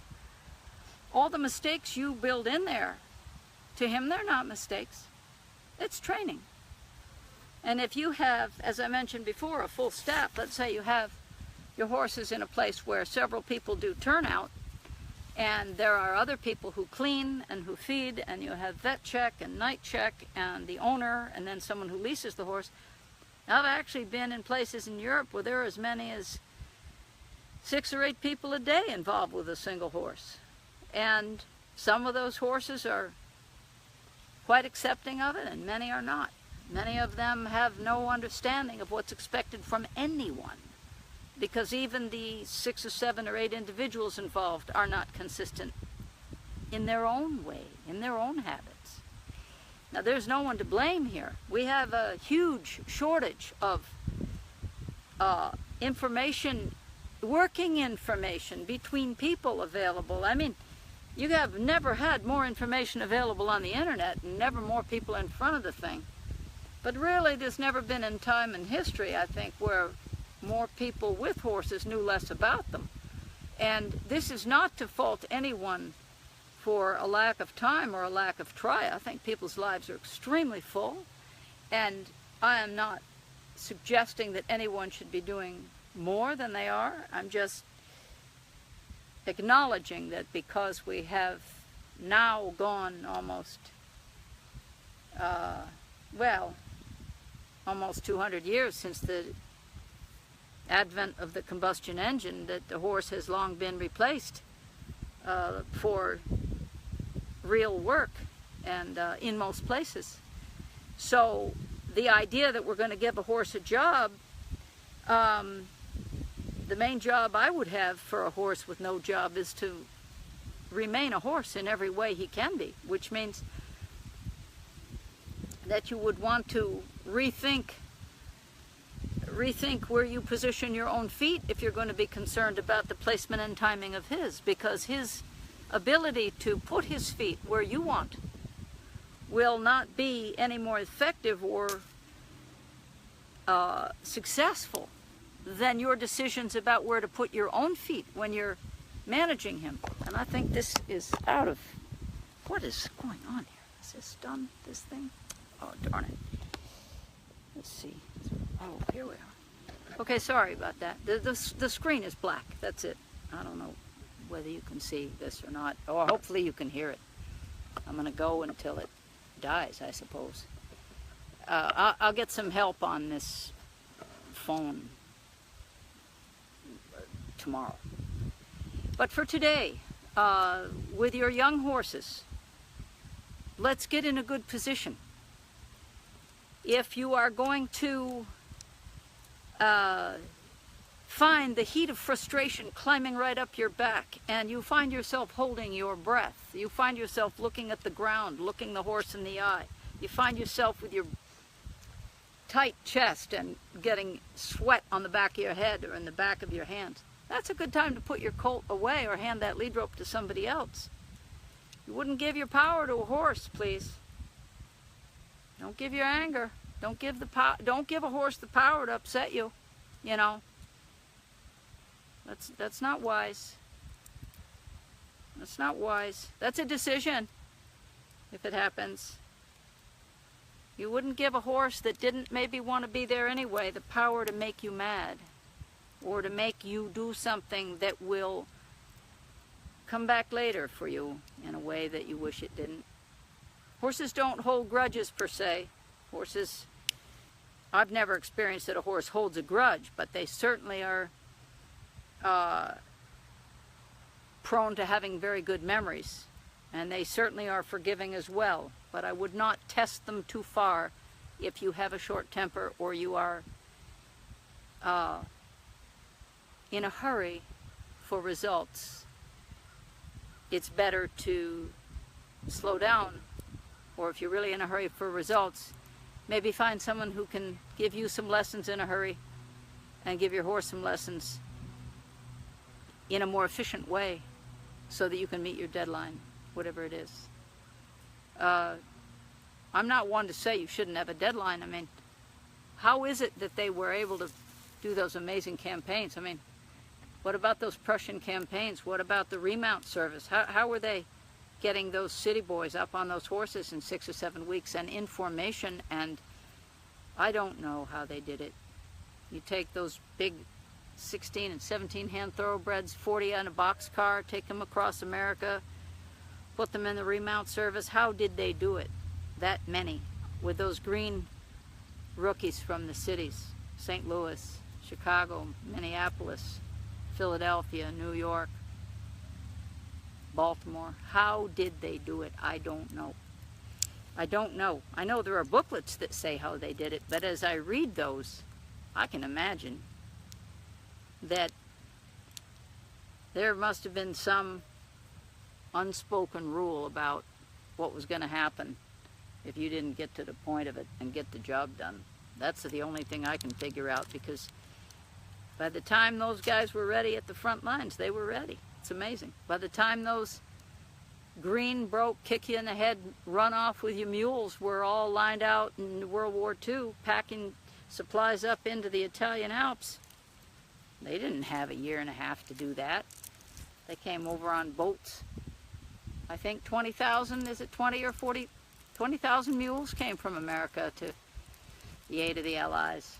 How do you get all those mules going in one line without running off and bucking everybody off and tearing down the mountain, ruining your pack train? See, people had more skill then. They had more time with animals. They didn't have the internet and all the distractions, and life was quite different. But you see, the horses are pretty much still the same, except those that are raised in stalls. So I think the more natural you can keep your animal, the more natural you can keep your timeline, more flexible. Shorter lessons are better, perhaps. More frequent, shorter lessons. Find yourself clear in yourself. Get your emotions over to, excuse me, get your emotions perhaps over to the side a little bit before you start working with an animal on any kind of timetable. Because it's bound to come up that you'll feel rushed, and the horse won't understand how to hurry if you're not clear about where you want his feet and in what sequence, at what speed, and when. It's the most important thing, even at 2 days old, if you have to handle him. So for our little colt up in the north, to tie him and experiment with taking his mother away from him and around and walk through the woods, take them both to the woods, tie him to a tree, take the mother out of sight, bring her back right away. Do that several times, then tie the mother, then bring the colt away. You can do that effectively 2 or 3 times a week for 20 minutes, and you'll have a colt pretty quick that's already going to be ready to wean himself. We've already talked about having him be in another stall. We've talked about getting a stall gate that he can look out of so he doesn't have to have his head up at close to 4'9" to get over. All you, well, breeders and owners of young horses, it's a good idea not to have the colt get in the habit of looking way up by his mother's jaw to see out and touch somebody's hand, because 2 or 3 or 4 months of that and he already will have a top line that reflects it, unfortunately. You can fix it at that age, but it will require some maintenance. That'll sink that forehand right down there, drop those wither right between the shoulders faster than anything I can think of. There are other things that will help in the prevention of physical, biomechanical distress in young horses. Feeding them on the ground is important. Watering them from a bucket as low as possible. I always get disturbed when I see a stalled foal in there with a mare drinking out of an adult water bucket. Barely get the chin up in there. It's just much better to try to get something that will promote the normal posture that a young horse, a young flight animal should have. And there's another thing I'll bring up now relative to that same topic, which is the posture that you lay into your youngsters when they're grazing. You'll notice that most foals, by the time they're 1, they only put 1 leg forward to graze, and it'll be the left leg. They should be able to put either leg forward when they put their head down, because you're already on a horse that can only separate his front legs by drawing the right leg back and the left leg out front while he grazes those little ones to reach the ground. They have to stretch pretty far. But if they can only do it on one side, you don't have to think too hard to realize what's going to happen when you ask them to change leads when you ask them to put the other leg out front at speed, there will be no foundation for it. So the best thing I would do is just start working them on the other side from the rib cage, between the rib cage and the hip, until they can reach around and get your halter. And as far as the ones that bite, I will, as soon as I have it returned to me, I will show you how to use a snaffle bit on a foal so that they have something to suck on and hold in their mouth while you're working with them, so that the need to correct them for biting is unnecessary, because they won't bite. They'll pull that bit up and hold it in their mouth, and that'll be their new toy, just the way a puppy or a dog or a human, a puppy or a human baby needs something when the teeth are young and the gums are sore. So I wouldn't spend any time correcting a foal that bites. That's a good way to get a horse that bites, and also one that pulls back. And other problems with worming and bridling and grooming and other types of maintenance around the front end of the horse. I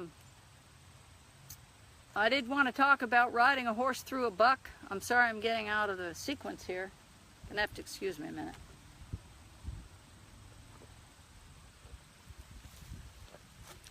It has gone from 67 degrees to 90 today, so that was a lot. So here you are on your bucking horse. You start to feel that come up. What do most people do? Stick their feet out front, look down, and pull. That's what I've seen. Maybe there are other things people do, but most of the time, there are certain men that I've seen that start screaming. There was one in particular in California who'd just start yelling. I don't know why.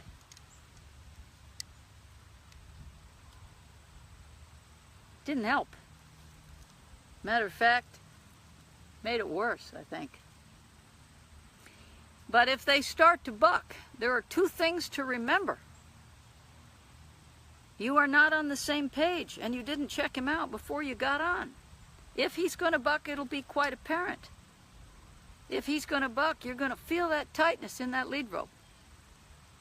If you can move the front end left and right, if you can move the hips left and right, and I don't mean just chase him out of the way and pivot on a inside front leg. I'm not talking about that. I'm talking about all 4 feet moving.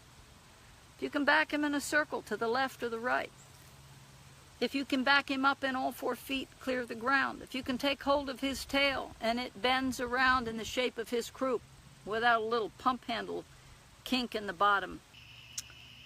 Well, I want to go back to the kink in the tail and the pole. I don't want to leave that part to guesswork. That's not fair. The first time I heard anybody talk about not riding a colt that had a J in the bottom of his tail.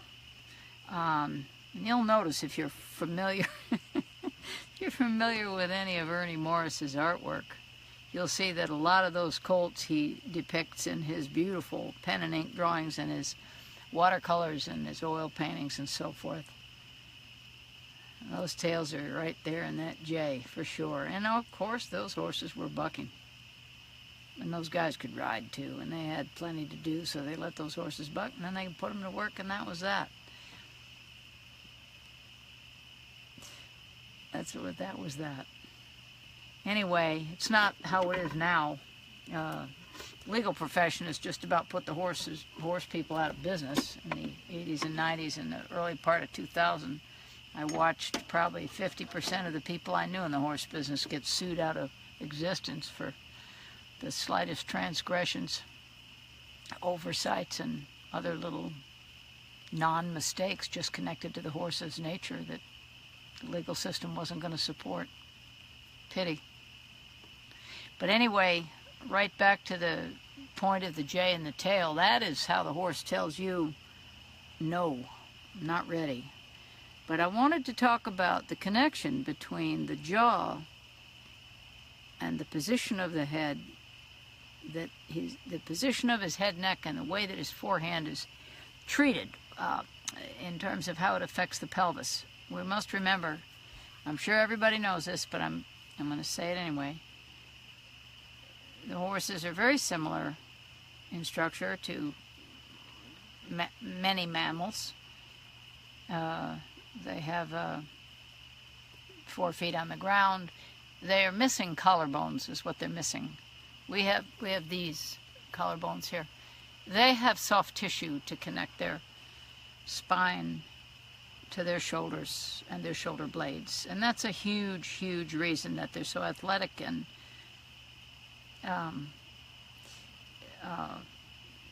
exceptionally graceful and special. They can do things that no other mammal on earth can do, to be sure. And also I should be careful there, because I'm not sure whether there might be other hoofed animals that also don't have collarbones. That's maybe I'm not enough of a biologist or animal husbandry person to know about that, so I should just be quiet about that part. But for sure, what you do with the mouth and the nose and the poll and the 7 vertebrae in the neck, and how you ask him to use the muscles that support that, are going to affect the relationship between his top line and his ability to carry weight. So, if he is approached as a youngster on one side only, he becomes organized around that one side. As a riding horse, if he's expected to be that, or a driving horse, he will be expected to use both sides of his body in balance and in some kind of... Is this working? Is anybody on there? Let me see if I can see some writing. Is this really happening, or is this a joke? What does this say? Trouble connecting. Oh, God. Let's see. Oh, you are there. Okay, good. I'm there. Yeah, I know I'm here. I'm just wondering if anybody else is. Okay, good. I'm going to keep going. I'm sorry I have to punctuate my comments, but I mean, to sit here in the dark and talk for an hour and realize it's just to the trees, that's ridiculous. So,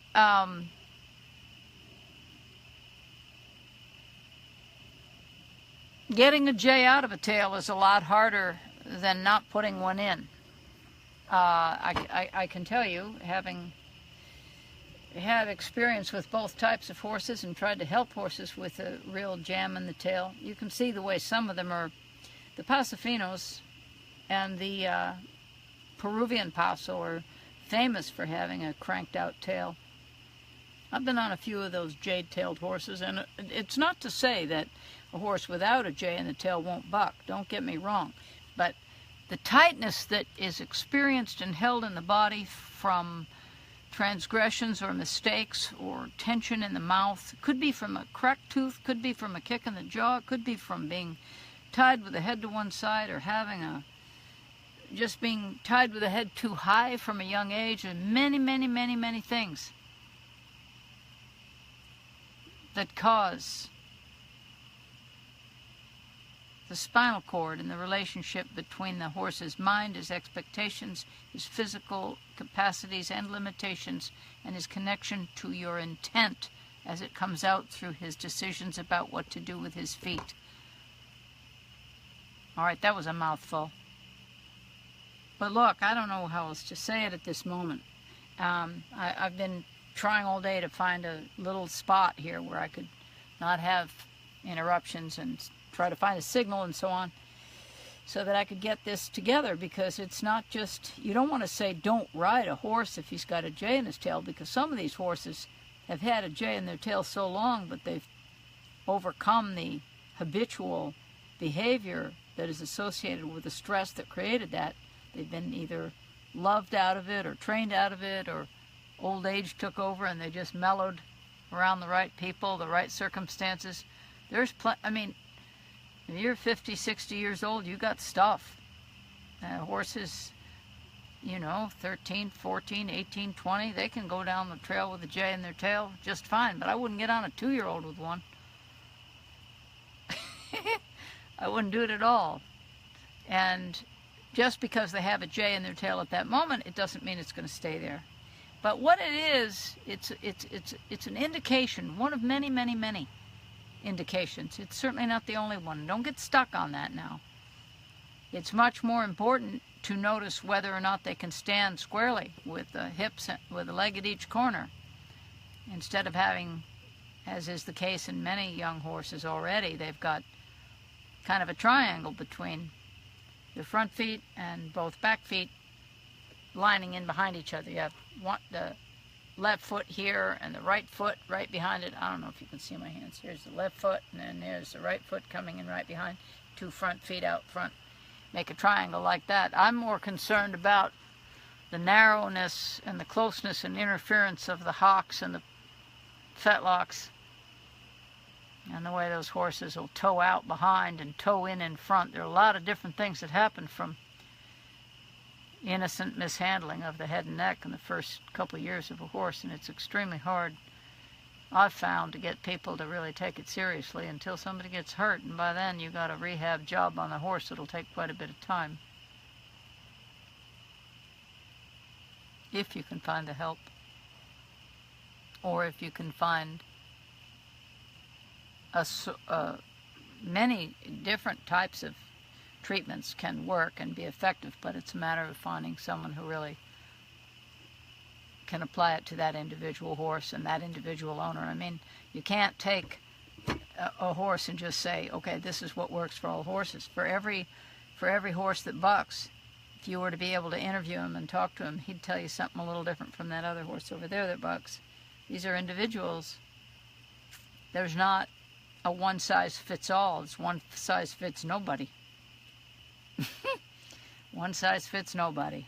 So you need one-size-fits-all. I mean, you don't need one-size-fits-all, but that's the way our culture has gotten us to start to think and to feel and to expect that, you know, if you just do this and then this and then this is going to happen. Well, you ask the horse and talk to him about that before you jump on there, please. Particularly if you have kids or family, wife, husband, please. You know, you can get really hurt. That's it. You can get really hurt. So we won't focus on all that. We're going to focus on the small things that will help all of us, including myself, to stay sharp and stay fresh and stay alert and stay there as the abiding companion that these horses need in these very peculiar times. And most of the horses that I run into are suffering from a lack of space and over exposure to processed and inappropriate feed. I'm just going to say it like that because that's what I believe. I'm glad that people have learned how to make all sorts of things that make money, and that we can dispose of all sorts of rancid stuff in commercial feeds, but it is not doing the horses any good, and anyone who's being honest with you about it, including the vets, will tell you that. It's my real feeling. You know.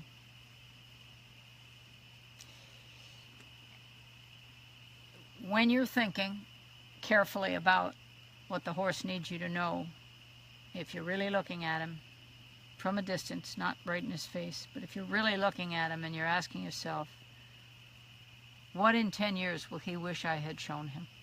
This is assuming you plan to keep him so long. Maybe you would come up with an idea like this. He could say to you, I wish you had just told me where you want my feet, in what sequence, and at what speed. And we could have avoided all of the things that happen when you're not clear about that. We think of the horse in terms of his face, his coat, what he can do for us. You got to think about what you can do for him, in my opinion. I'm not trying to give a lecture, I promise. It's just, you know, I don't have that much time to get I don't know how much time I have, but I have a lot to do, and what my real goal here is I have 70 or 80 terabytes of film of my students and myself and the horse training I've done in the last 25 years, And I'd really like to put out a 10 DVD instructional series that will explain in detail and show the tiny particles of feel that tip a horse to the good, and the small spots in many people's understanding where the light just goes on. And I have so many students who have worked so hard and done so well, and I've got all that recorded. I want to share that with everybody. So, I mean, I shouldn't talk about how much time I don't have. None of us know. But it's very important to get it clear in your head that it doesn't matter as much to the horse that you love him as that you are clear about where you want his feet. The horse is interested in clarity. He's interested in sureness. A horse will respect sureness. What a lot of people get into horses for is that it's a postponed dream. Nowadays, what I find is that many of the people who are getting into horses are getting out almost as soon as they get everything paid for and figured out, and the first few lessons done, they're already ready to go because they've either gotten hurt, or they got disappointed in their teacher, or they got sold a bill of goods, or they basically left their husband became a horse widow, or their wife became a horse widower. Can't remember how that goes, but anyway. Don't postpone anything, just do it. And get right to it, because the horses are so much fun. You got to think about where you want them to put their feet, and think about how you're going to do that without confusing them. And the best way to do that is to organize your core energy. That means the alignment between your eyeballs, your nose, your belly button, and your front of your feet, your toes, going right there. Organize everything away from the head, back farther behind the horse than you would think, not at his body, not at his hip, not at his hocks, not at his rib cage. You can stand at his rib cage if you feel inclined to, but I would to move a horse out of your way or forward, and you start to get him to understand how to follow a feel and to seek the slack in your rope and learn how to put it there. That'll give him the opportunity to learn young how to put the slack in your hand at top speed when you want to stop, or a really sharp turn at a gallop. And those are fun, and those are effective, and it's really nice if your horse is right there with you instead of 10 steps behind because you're out of position, you know. It's not nice to have to yank a horse through a maneuver because you're not prepared to tell him what he needs to know in time to actually do it for you and have it feel like you're one thing with him. And it's possible to do that. So with your young horses, and I'm very focused right now on the young ones because everything you're going to lay in on a foundation for a young one, you can actually bring into your older horses. Even if they didn't have that foundation, they're very easy to retrain, as long as you don't punish them on the way for doing something that they learned from someone else. This punishing the horse thing has got to go, I'm sorry. They didn't ask to be here anyway, doing the things that we do. It's time to stop. Time to stop getting mad at the horses, I would say. And it's easier said than done, I will confess. I went through some periods where I didn't set the horse up with enough information for that animal to be available for me in a crisis. You get your nice little routine at home, and you get them away from home, and then you feel like you never met that horse. So you have to plan for those things, and I'm happy to help anybody through it. I got a lot of really interesting mail today. ridewell@lesliedesmond.com. You can write whatever you want there. I will answer when I can. I think because of how little time I have at this moment, just once a month is about what I can do, and I will not, in the future, I think, not have to have so many of these crazy segments where I get cut off every couple minutes and I can't see anything. I'm not too good at this yet, but I will get better. It's going to be a goal of mine to have people begin to understand the graciousness and the largesse that these horses hold for us. They are, they built the world, didn't they? They fought in the wars, and they hauled the ice, and they carried the people, and they still are. And they built the canals, and they built the, they were in the military, and they were doing everything for us. And now it's really time to do something for them that matters, I feel. And I know that my thoughts are mirrored in many, many, many, many people. And I deeply respect and appreciate that. And all of, people who are not quite there yet with it, it's not far to figure out that we owe the horse something. It's not hard to figure that out.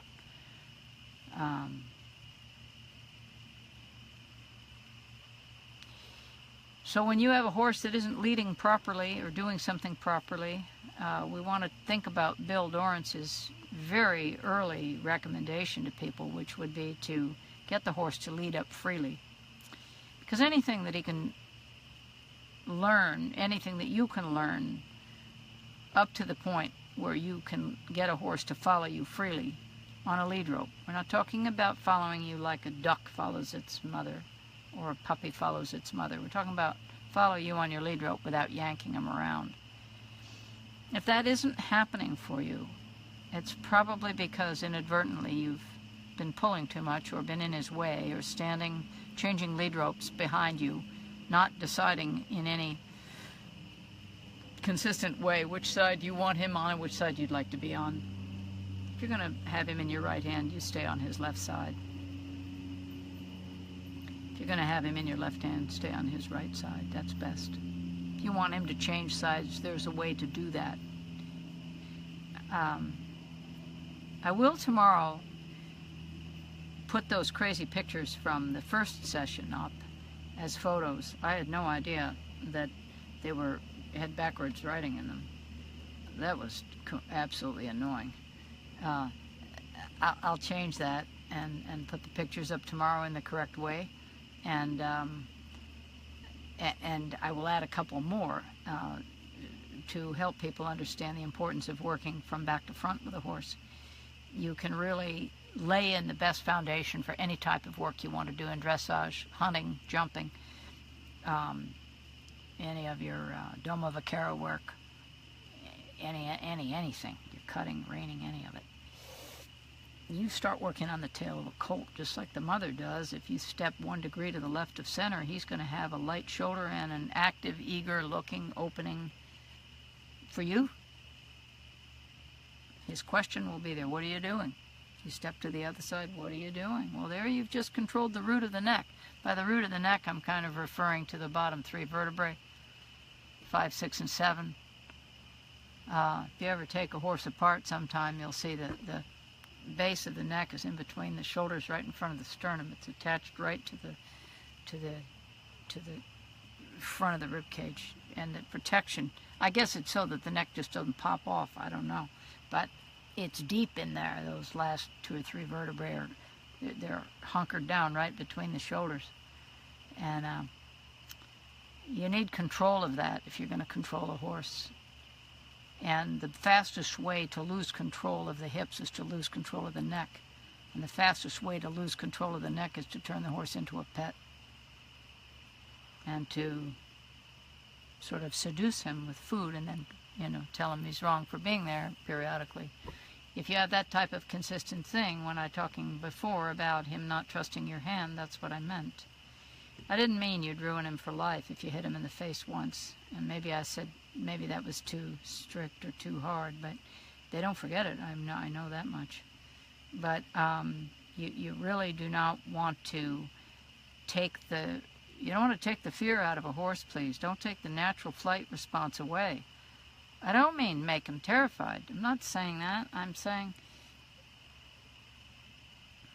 what I see is that by the time most people have their horses dialed down to the point that they're not afraid, they're looking for spurs and whips to wake them up because they've gotten a little more skill where they're not afraid anymore, but they've already either hired other people to dull them down or desensitize them according to some of these programs that you can buy or participate in or read about. Let's take the horse down, let's show him who's boss, all that stuff.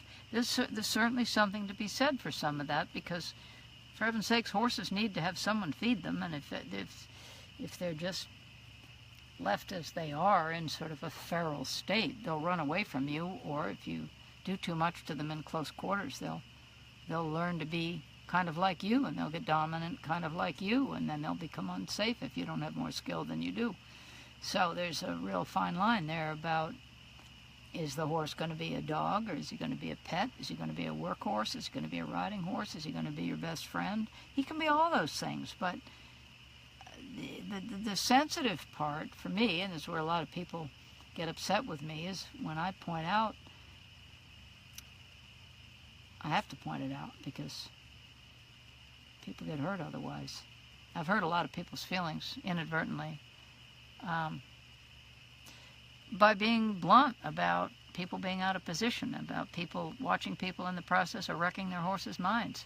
It's a very, very tough thing for me to witness, and there's very delicate ways to say very important things.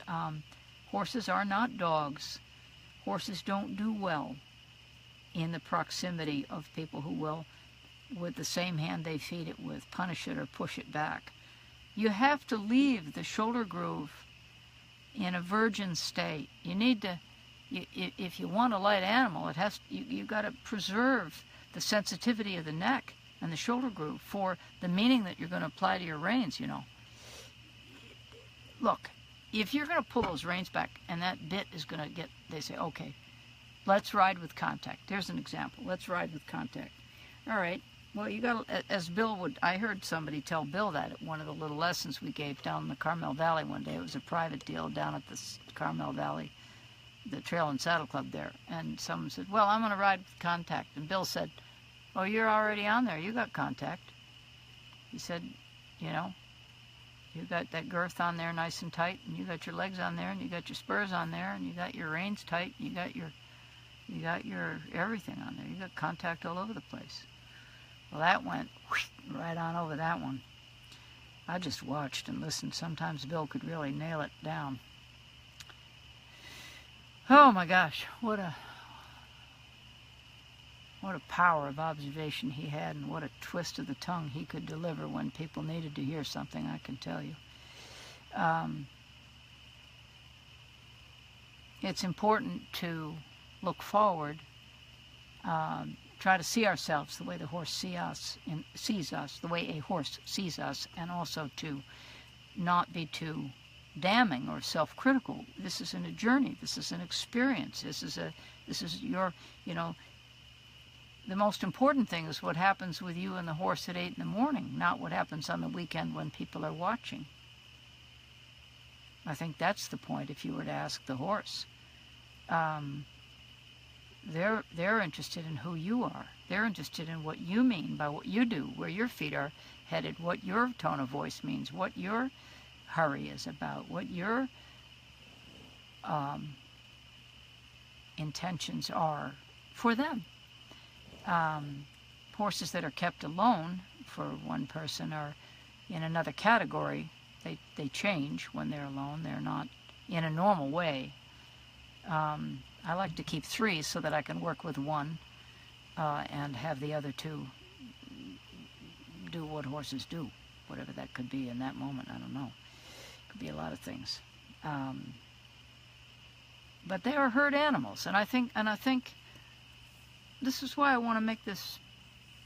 I have so much beautiful film and so many beautiful people that I've worked with, so many intelligent and hardworking and emotionally, I want to say emotionally flexible people, because to be involved with horses is an emotional experience. Wherever your emotions take you, it does produce and provoke experiences that are like none other. That's what I've seen anyhow. Maybe that's not the same for everybody in every country or every situation. But whatever your involvement is, and I'm thinking right now as I've worked in 17 countries since 1996. That's a lot of traveling. In fact, I went to renew my passport, and I see there's 81 international flights from the States in 10 years. Good Lord. that doesn't count all the stuff bopping around Europe in between. I've been on the road a lot, and it's given me an opportunity to realize that horse people are not the same all over. Different cultures have left us in the 21st century with different ideas about what horses represent in terms of prestige, in terms of challenge, in terms of usefulness, in terms of fun. So there's a great difference, but I'm trying to, in my talk, right now and previously and in the future, I'm going to try to find the common denominator. I'm going to try to find the thing that everybody can relate to, or that, and if I don't, I'm sure you'll tell me. You can tell me whatever you want, and I'll really take it on board the best I can.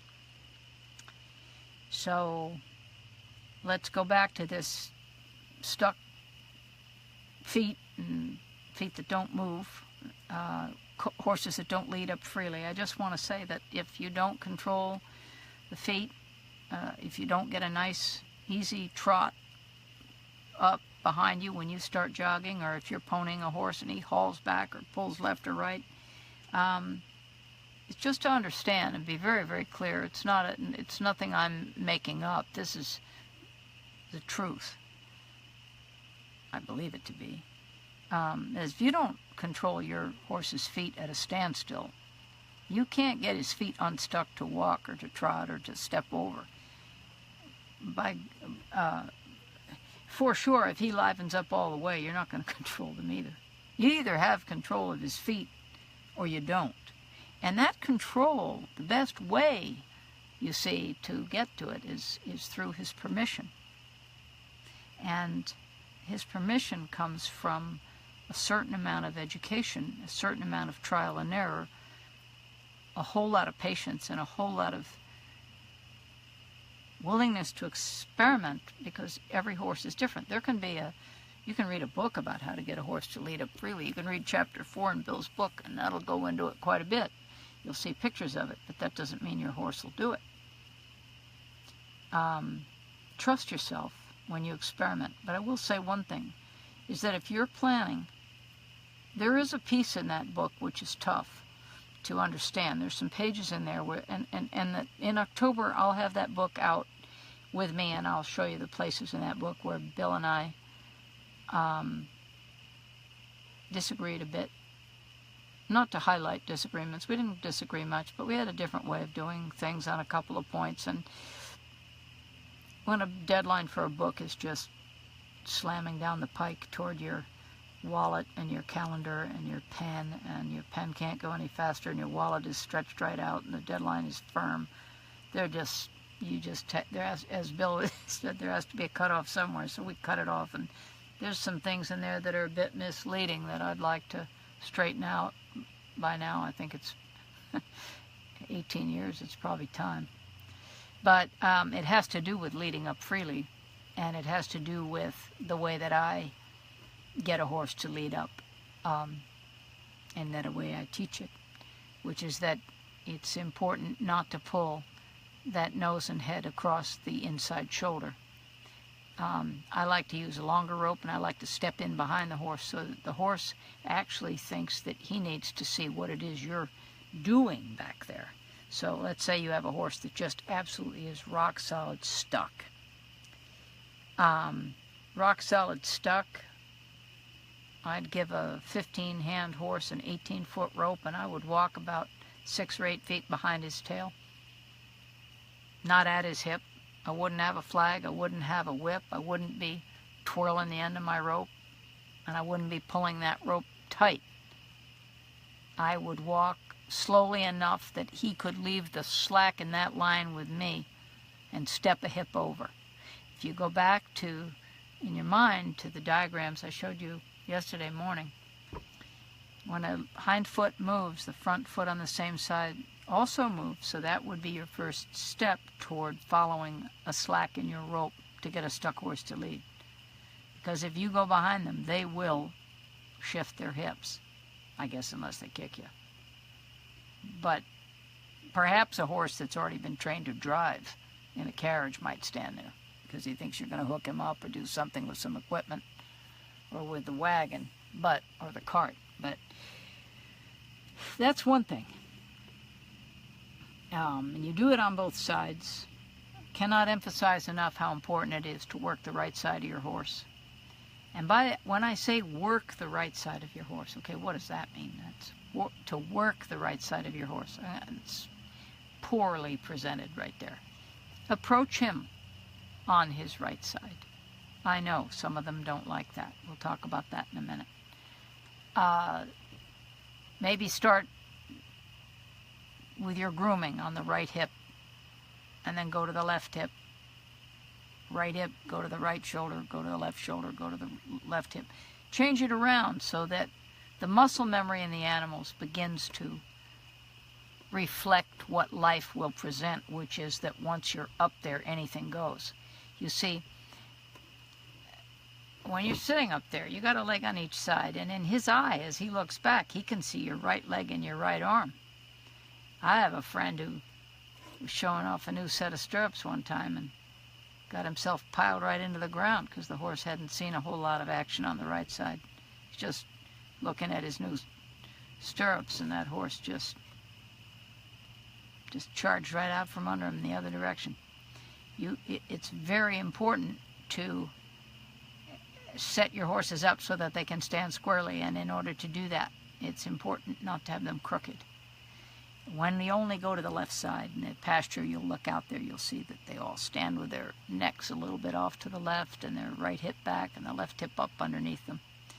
Because what happens when you step the horses over behind, as is so frequently recommended, is that most people only do it on the left, and then they release that horse. They say, okay, good job, right when that right hip, they step the left hip over, the right hip steps back, and then they just leave them there, and that becomes the training.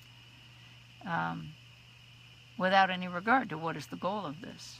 The goal is not to imbalance your horse and leave him loaded on the forehand, but that ends up what's happening because it's a long discussion about how to train a horse. It's not just what to do to make sure that you're set up for a one-rein stop. There's more to it. We want to have a two-rein stop. We want to have a pirouette. We want to have the ability to gallop full on and turn around in your own tracks and gallop back. You want to have all that without having to rake that bit through his face. It's unnecessary. So these are small things, and I want to emphasize again, I have nothing against a one-rein stop. You better have it because you may need it.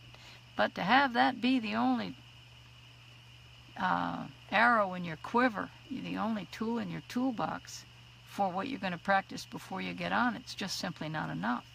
And particularly if it's only done on the left side.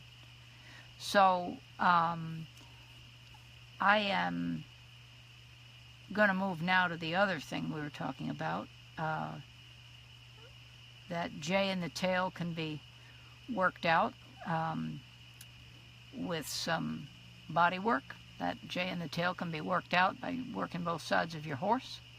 Very important to make sure that everybody looks at their horse's feet, the way that feet land, because if your horse is landing toe first, he could have a J in his tail, which has nothing to do with his saddle fit or his face or his TMJ or the bit or the flash noseband or his feelings about you. It could just be that he's so tight landing on the front of his foot and having to take a step down in front, rock back on the heel, and then jump up there and take another step, get that front foot out of the way before the back foot comes up behind it again.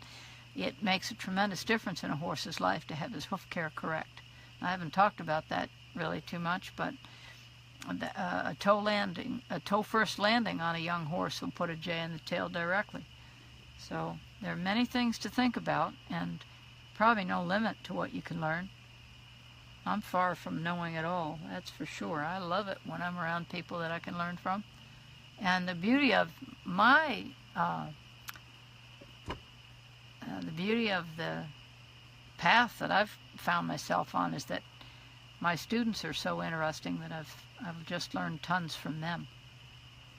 They're really neat people. And I guess that's all of you listening, whoever you are, however you do things. I really appreciate everything that you've brought into my life, including the opportunity to do what I'm doing right now. I want to see what else I should touch on here. Let's talk about backing for a minute, because with your young horses, it's extremely important not to push them backwards, because they will stop picking their feet up. I'm going to put a bunch of still pictures. I'll put some albums up between now and the end of October. We'll get together again. I'll get together anyway with you. If you want to tune in at 10 o'clock on the last Sunday of October, I don't know the number of it at this moment, but I'll be here and we'll figure out. I have quite a few questions that have come in the last 3 or 4 days, so we'll figure out what it makes sense to talk about, and we can pick it up there. But before we do, I think it's quite important, because I've mentioned the importance of a ground clearing backup, where the knees actually bend and the fetlocks bend and the hooves are clearing the ground, the hocks are coming up.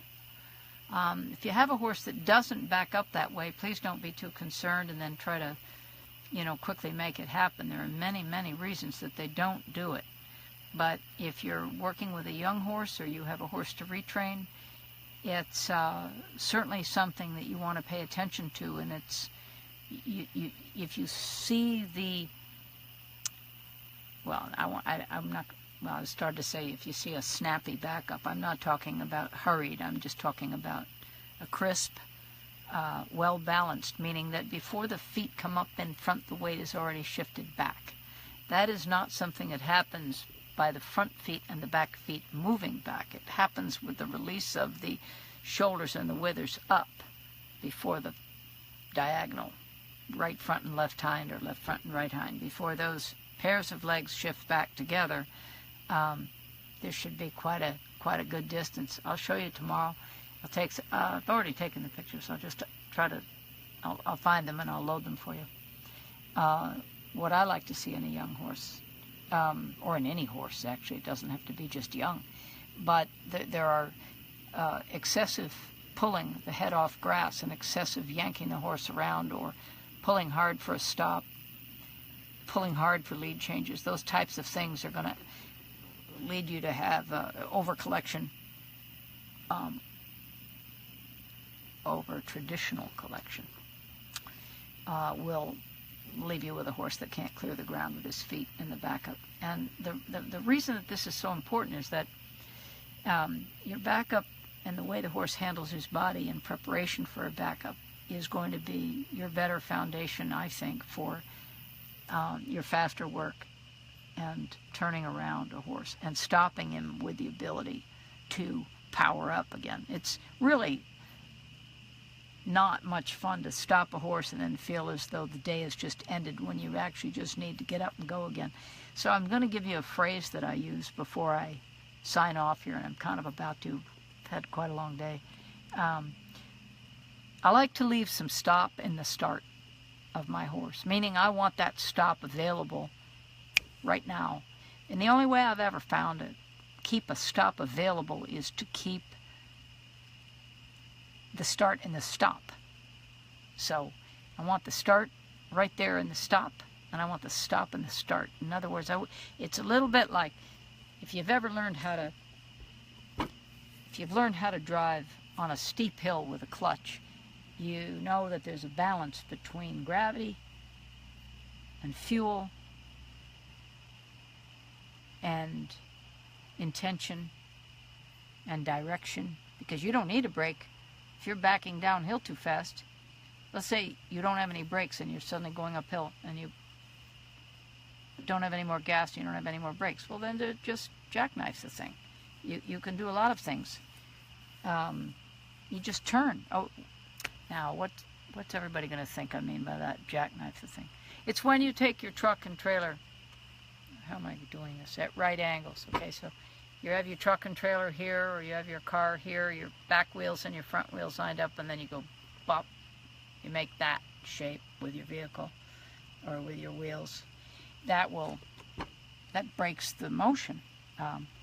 And that's why we take a horse's head around, or we ask him to step his hips out of gear a little bit if you want to slow down. It's why you go on a circle or an arc if they're going too fast.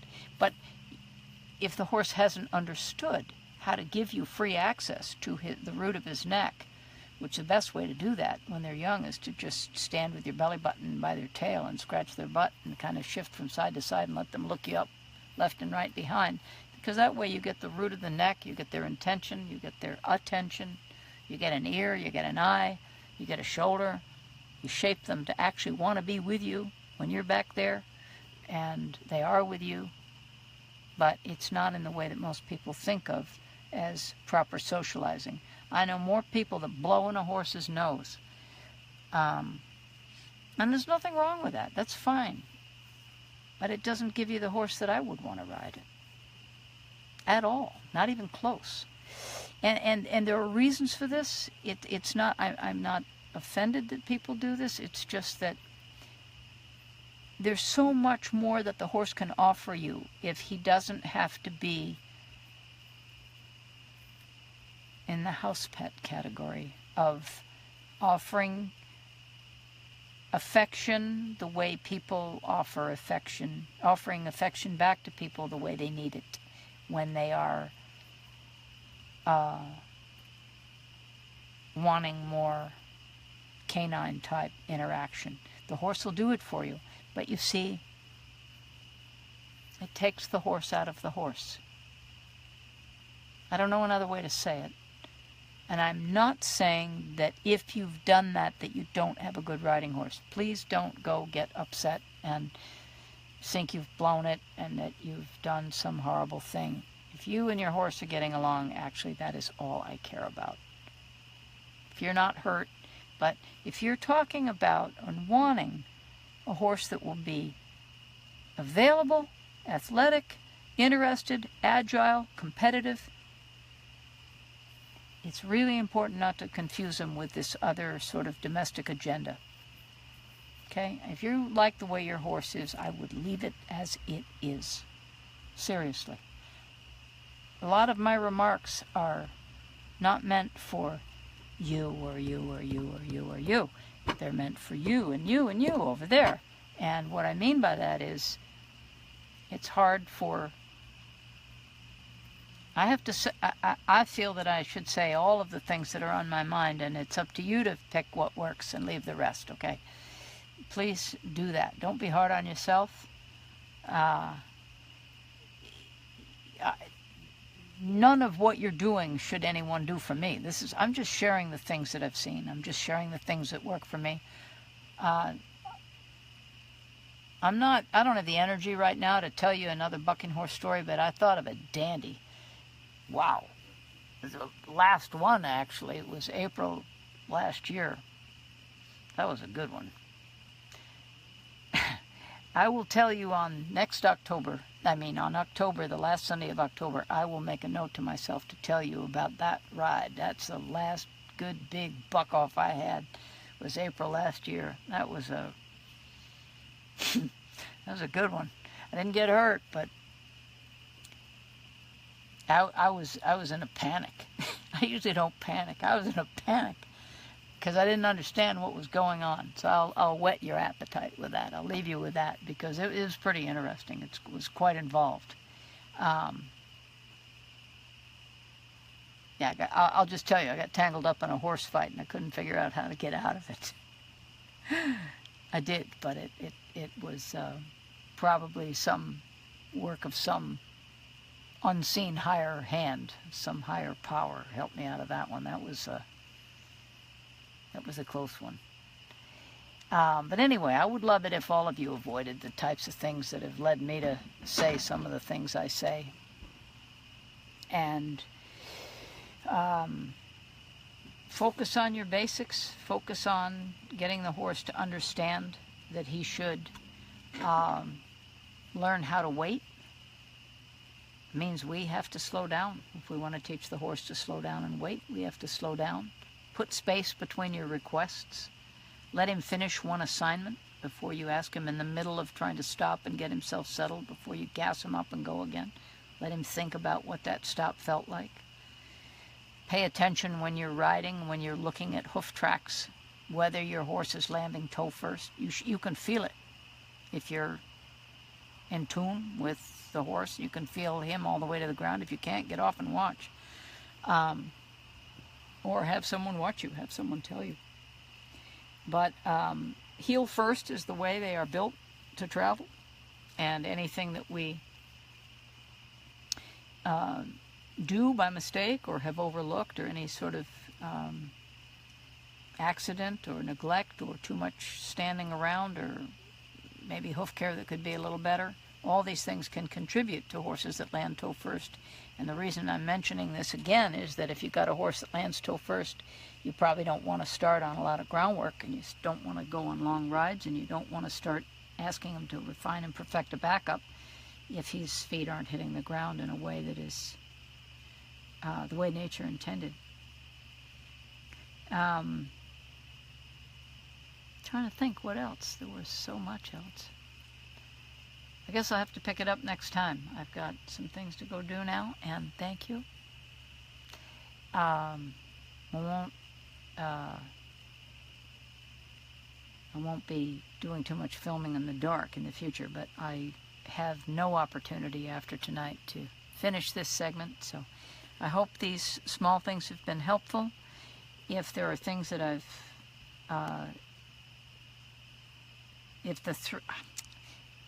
there are quite a few threads that got left in a ragged way in the second and third installment yesterday that I wrote down and have since misplaced the paper. So feel free to remind me. I'll pick that up. I can do that as some posts. I can do it. I can illustrate some posts and make the points a little bit more clear between now and when I see you again.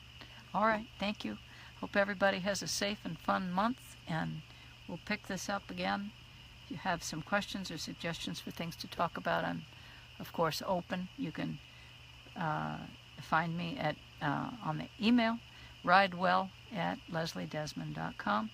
Have a great evening, and don't hesitate to share whatever you think would be interesting or good to talk about next time. Take care.